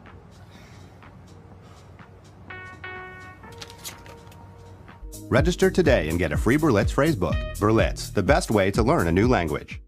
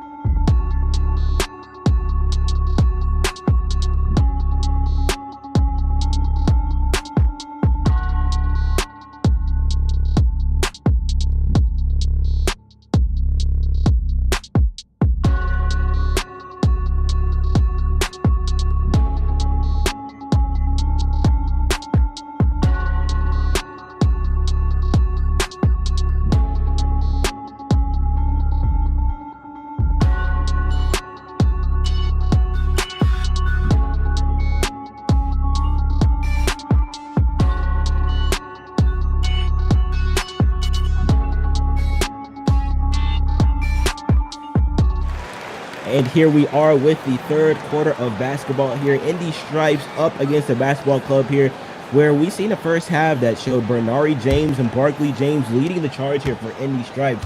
But I feel like the biggest story of this game so far, Jace Maguez and Nate Gibson, 3 for 14 from the field, and 3 for 15 from the field in that first half. What is going on with these two? Not smart shots. This team is much smarter than that. We talked about this earlier with what they have, and those two really have to be the leaders in terms of scoring, because other than that, Lone Star is going to have a problem. Oh, by the way, they're keeping Indy into the point range that can help them, but they're not taking advantage of the missed shots and turning them into buckets. You have to take advantage of all those rebounds and turn the possessions over into points. Otherwise, Lone Star basketball will not be able to stay in this game no matter what the score is. So I think the question for me to you is, Maestro, we talk about the issues that the basketball club has had so far in this game, right? But you mention every single time that they're still within that striking distance to make some sort of comeback. So why is it that this game is not a bigger lead than it should be? What is it that the Indy Stripes is doing wrong here? You know what? I'm going to say this. I think Indy Stripes are kind of getting stuck in the slosh. You know, when it's not quite mud, but it's still not quite dirt. You know, that kind of midway thing when it rains. I think they've allowed themselves, I hate saying play down to the competition because that's not what I mean, but I think they're allowing themselves to get caught up into a game that doesn't fit them. When they're out and they're moving, they're getting points, they're making stuff happen. Unfortunately, what happens is when they don't get the points, they don't get the rebounds, the offensive rebounds they need to keep raising their point total. Meanwhile, Lonestar is not taking advantage of those missed shots and getting those rebounds and turning them into points on the other side of it. So it's pretty much ugly board ball right now. Pull-up jumper there, good for Barkley James here. That extends the lead to 11 early on here in this third quarter. Timeout called here by the basketball club. They're going to need to definitely talk this thing over while we take a short break here and be back to you in just one moment.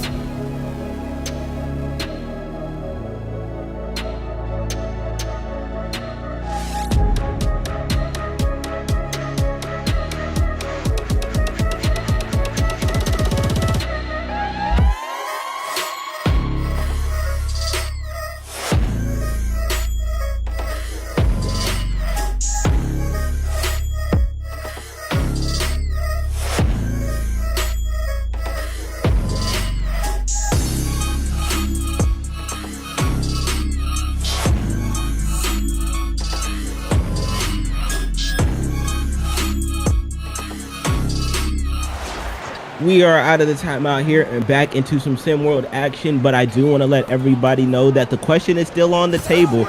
Not giving out the answer yet, but we want to know which NBA team has gone on and had the most wins, the longest win streak in a single season. And if you can guess how many games you think it is, then feel free to drop your answers down below. Lock your answers in because I will be revealing it soon. So make sure you have your answers locked in before I give the true correct answer that we have here. So lock them in now. Maestro, you have any idea if you want to change it? No, you know what? I'm going to stand strong. I'm going to stand strong with mine because I almost said the Atlanta Hawks. I'm just joking. I'm going to stick with Golden State. I was thinking between Golden State or the Bulls, but I'm going to go with Golden State. I'm going to stand strong with it no matter what because that's what I do. Woo! Southside.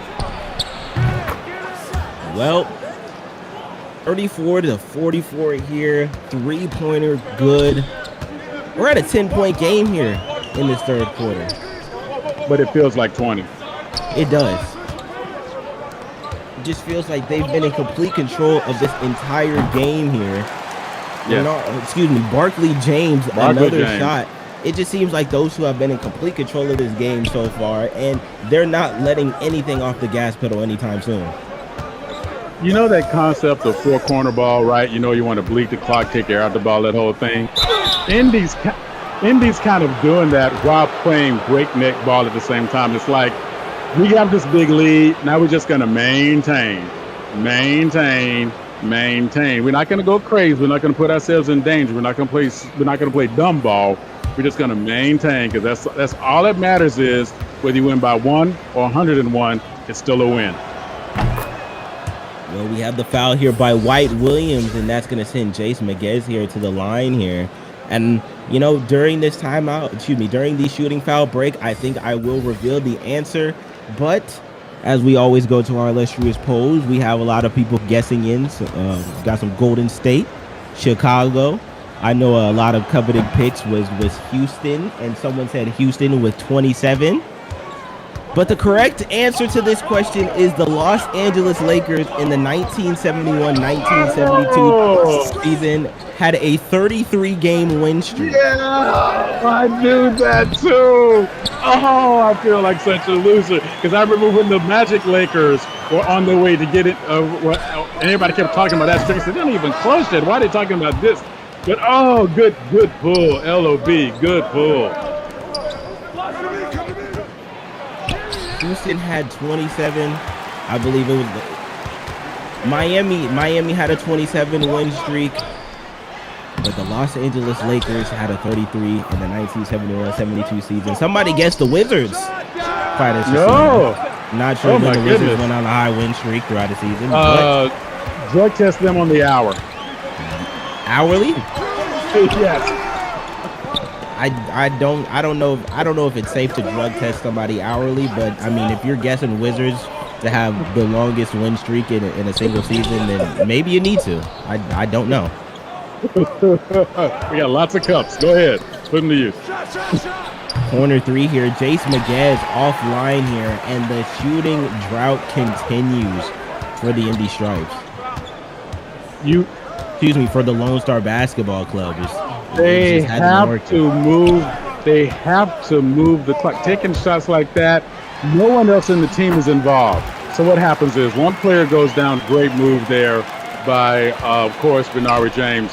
If you're going to go down and make a play like that, and you have 4 other guys on the team who are not involved, you might as well just say, you guys stay down and play defense. I'm going to go take this shot up. You do better doing that by doing something, by coming down and taking a shot without involving anybody else on the floor.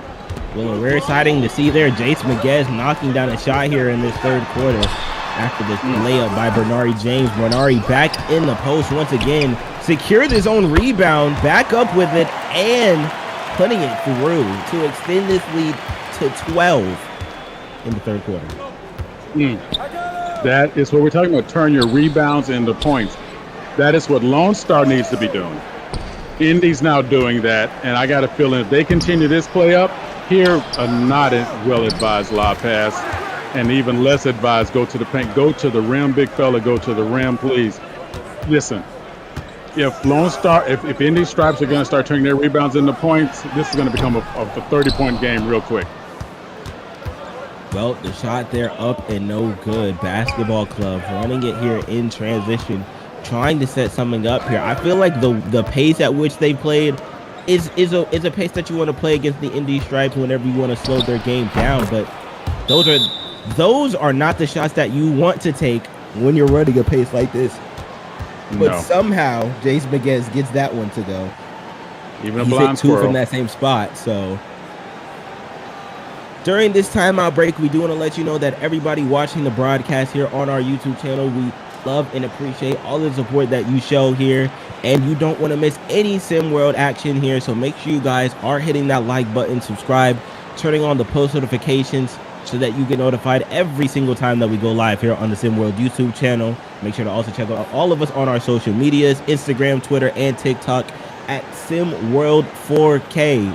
You do see the game, but if you really want to be the game and be a part of what we're doing here in the Sim World community, then make sure you're tapped in with all of our social medias. Do it now. While we got a timeout here, go ahead, check up underneath your phone, underneath wherever it is you're watching, and make sure you're subscribed and send it to a friend, tell a friend to tell a friend, tell a friend to tell their friend, to tell their friend, to tell their friend. But when they tell the other friend, understand, you can't act like you know that other friend. Exactly. You may not know the other friend, but now the friend of the friend of the friend of the friend knows from the friend of the friend. And next thing you know, James Harden's again. Exactly. And then once we find out the friend of the friend of the friend of the friend knew a friend of a friend that knew James Harden's friend that knew James Harden, and now James Harden is watching the broadcast. There you go. It all works out. The math it doesn't have to be clear, it doesn't have to be sound, but just know that it works, okay? I love it. Razor Red is just throwing his weight around literally. And I thought it was an and one, but instead they're calling it a goaltend. I thought there was contact, and I thought he blew the whistle for the foul, but instead it was I did too. A goaltend. I thought he was going to call Razor Red on basically extended that arm, because whenever you extend that arm to give yourself room, that's usually automatic whistle. I guess not anymore. Jason Miguez here pulling up for another shot, and it is so sad to see such a talented player go out in a game like this. This is hard to watch. This is every single time he gets the ball in the hands. It's kind of just hard to watch here. Foul call on the floor here, but look at Lonestar Basketball Club, second in the division, the Savannah division, and they're going up against fourth-ranked team in the Frontier Division, but you wouldn't think that if you was looking at the score right now. 100%. Now, we've talked about how incredibly, impossibly talented all these players are. And I got two questions for you, LOB. First of all, I know our fans out there can't see me, but do you like my new headphones? I got some Bluetooth headphones. I kind of like them. They're feeling kind of nice. Yeah, What you think? I did see those. I did see those whenever you walked in. I was gonna ask you if you could, save a pair on layaway, maybe for a Christmas gift, because I definitely do need to get me some new ones myself. But 100%, like definitely, those. man. I got you covered next Ponds. It's all good. But also, aren't there 5 players per team on the floor? I'm just want to check on make sure that I still remember the rules. I think that's how. Okay. I think that's how James Naismith had it. Yes, correct. Okay, so whenever one player absorbs all of the ball play and no one else is involved, aren't you kind of handicapping yourself there? I'm just throwing it out there as a question, asking for a friend. I do believe that if one person is taking the brunt of the ball handling, and that person may get double teamed and triple teamed in some senses because everybody knows the ball will be in their hands 90% of the time, that does leave other people open. Okay, just checking. I appreciate that. I always appreciate you. Keep me straight. Right, just because I understand you just asking for a friend, and that these questions has typically nothing to do with whatever it is that we're watching in front of our eyes right now. But Yeah. And by the way, if you are gonna hog the ball, at least shoot better than one out of every 64. Well, the Indy Stripes have been shooting better than 1 out of 64 and have extended their lead here in this third quarter. Don't go anywhere, folks. Fourth quarter action coming up after this.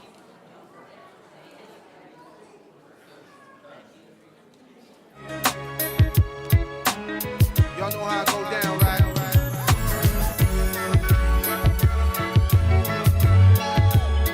They always want to hold me down.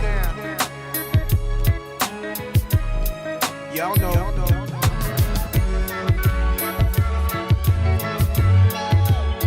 So G-Dep, tell me a little something. Should I record?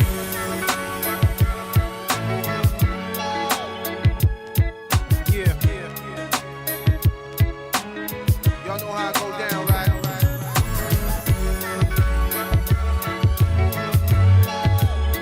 They always want to hold me down. Y'all know.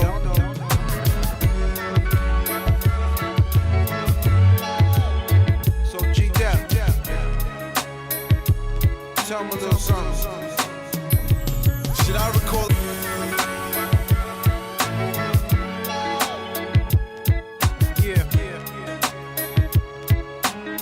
Y'all know how I go down, right?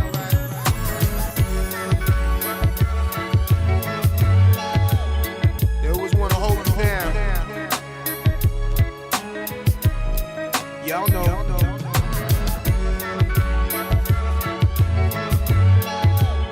So G-Dep, tell me a little something. Should I record?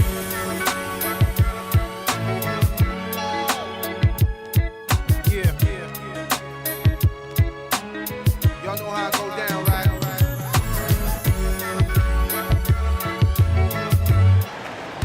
Back here with the fourth quarter and the conclusion of this one right here, ladies and gentlemen.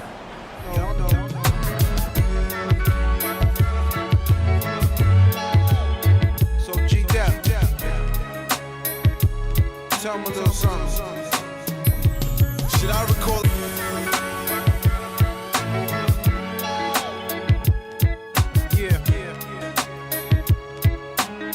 Y'all know how I go down, right?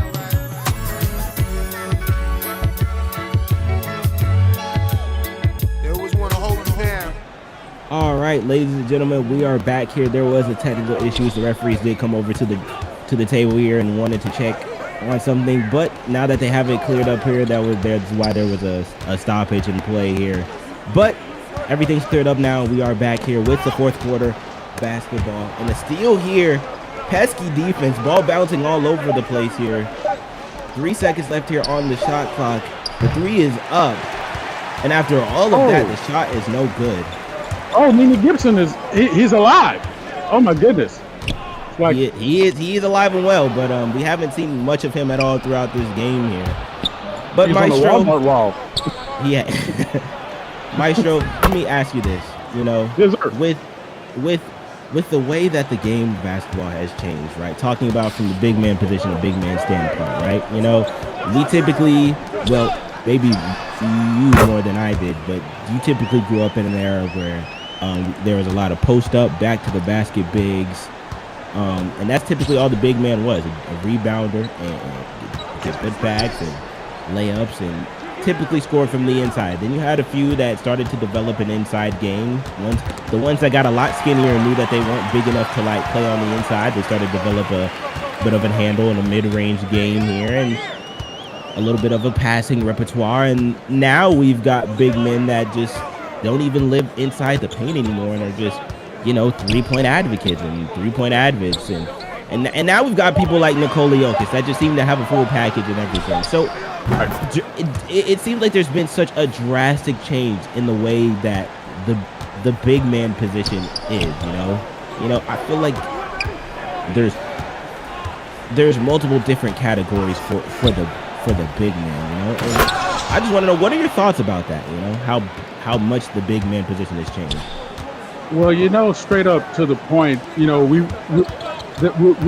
okay, with the new athleticism, and I shouldn't say new athleticism, it's always been there, but the way it's developed and evolved in the game now, it's really positionless basketball. No matter what your height, you better have a handle, you better have a shot, no matter, you know, whether you're 6'11" or 5'11", you better have a shot, you better have a handle, you know. The biggest thing across the table for me in this new era of positionless basketball is being able to see the big men have more tools to work with inside and outside. And, you know, my father actually had old school 8mm film of games with guys like Wilt Chamberlain and Bill Russell and stuff like that, because he had a friend who had all the like actual game film from like that era of the NBA, right? So I grew up in an era of watching like Kareem Abdul-Jabbar, Bill Russell, Keem Olajuwon, and eventually moved on to guys who were big men but not big men, like Moses Malone. People don't realize that he wasn't a 7-footer, right? You know, especially the way he rebounded. You know, guys like Daryl Dawkins, you know, people who were in that 6'8", 6'9", 6'10" range, but they still played like big men. And then you move up to, of course, and I think I said in my radio, but, you know, Akeem the Dream, right? One of the best footwork guys I've ever seen in my entire life. But even watching Kareem in the later part of his life, as slow as he was, his basketball IQ was so high that even with younger players, he was able to utilize his footwork and positioning to make himself a viable threat inside the paint and with his mid-range skyhook, right? So if I'm a player and I'm walking 6'10", 6'11", yes, I want to be able to do that shot right there, but also I should know that I missed the shot, so I should follow it. But I would develop my other asset. The fact is, if you put somebody on me and I have them by 6 inches, man, yeah, I'm gonna back you down into the paint, because guess what? You're gonna have to foul me to stop me. So to me, the big man is underutilized. And one day I'll tell you my Bloody D-Block story of when I finally met him after I said what I said about him on the radio and in the interview. But the reality of it is, as a big man, you have more tools available to you. So why not use them? Yes, have a mid-range game. Yes, even have a long-range game. Okay, I gave in. Yes, everybody's going to urine test me now. But also have a game in the paint, too. And it has been a struggle so far watching this game here for Nene Gibson. Has shot 0 for 4 ever since the start of this fourth quarter. And it is a pain to see him and Jason Miguez playing the way that they have been playing tonight. You know, here's my disappointment, and I'm saying the D word. I know I shouldn't. They're so much better than this, and I know they're smarter than this. It's almost as if somewhere in the halfway through this first quarter, like they gave up the idea of being a team, and they're just starting to just chunking the ball up like it's a pickup game. And I'm sorry, I just think Lonestar, and I can hear Blaze talking right now. This is who they are, baby. This is what they do. And he's right. I just always thought that they were better than this. I still say they're better than this, and they're not giving themselves a chance.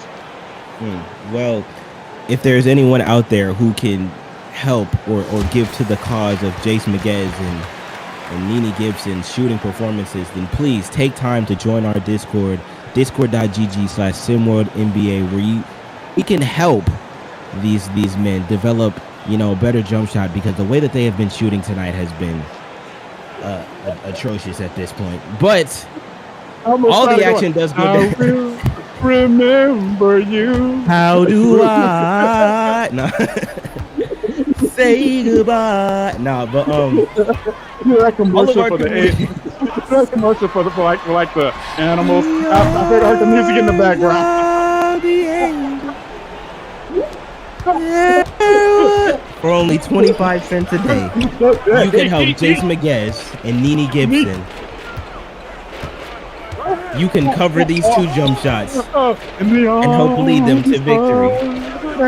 So please, if you have the opportunity, join our Discord, discord.gg/SimWorldNBA, as the 3 goes for Jace Miguez. We're getting so fired tonight, brother. You know that, right? And if I do, I just want to say thank you to everyone who has watched and been a part of my journey here with the Sim World League. I know it's been cut very much short, but I do love each and every one of you guys that have enjoyed the LOB commentary.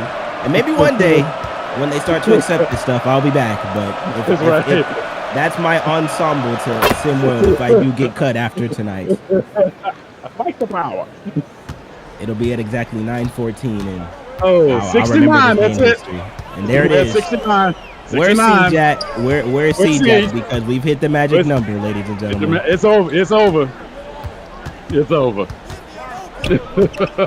Well, 1:46 left in this fourth quarter, and I think it's about time we start talking. Who are we giving the chip to? Player of the game for this one. And for you, we got to do too, because we have a player of the game and then we have a dirty player of the game. If somebody on this floor has reached that, yes, we do. Yes, we do. Razor Red got a dirty stat line already. He had it in the first half. So he threw his weight around, no pun intended, and that's really good to see. But I'm gonna say something here. You know what? I know this might be low-hanging fruit. Hey, now. Benari James tonight, he was all over the place, every place he needed to be, and had his teammates everywhere they need to be. So he's going to get my vote for that. So for your Maestro player of the game, Benari James, and for your Maestro dirty player of the game, Reza Red. Well, 57 seconds left. I know. I've been practicing my announcer voice, my broadcaster voice. It's good, isn't it? I love it. You sound 10 foot tall and bulletproof, baby. 46 seconds left here in this fourth and final quarter, and I think at this point, everybody in the gym is waving the white flag. The Indy Stripes able to come in at home, take care of business, and get the victory here. The Indy Stripes will then improve their record to 10-12, where the Lonestar Basketball Club will drop to 14-5 on the season, still above 500. 14-7 on the season, still above 500, but it'll be tough to bounce back from a loss like this one. And with that race to loss, 4th straight loss in a row. Yes, 4th straight loss. But at least on the last play, they discovered how to pass. So that was great. I want to call for the game ball for that, because they actually passed the ball in the last few seconds. That was a joy to see. With the final buzzer sounding, our final score here, the Indy Stripes 74, the Basketball Club 57. For everybody at home watching Sim World Basketball, this is your main host, LOB here, and my illustrious co-host, the Pro Maestro. We thank you for tuning in to tonight's broadcast. Make sure you stay tuned tomorrow. Come back tomorrow for some more Sim World Basketball action. And as always, see the game, be the game. See the game. See you next time.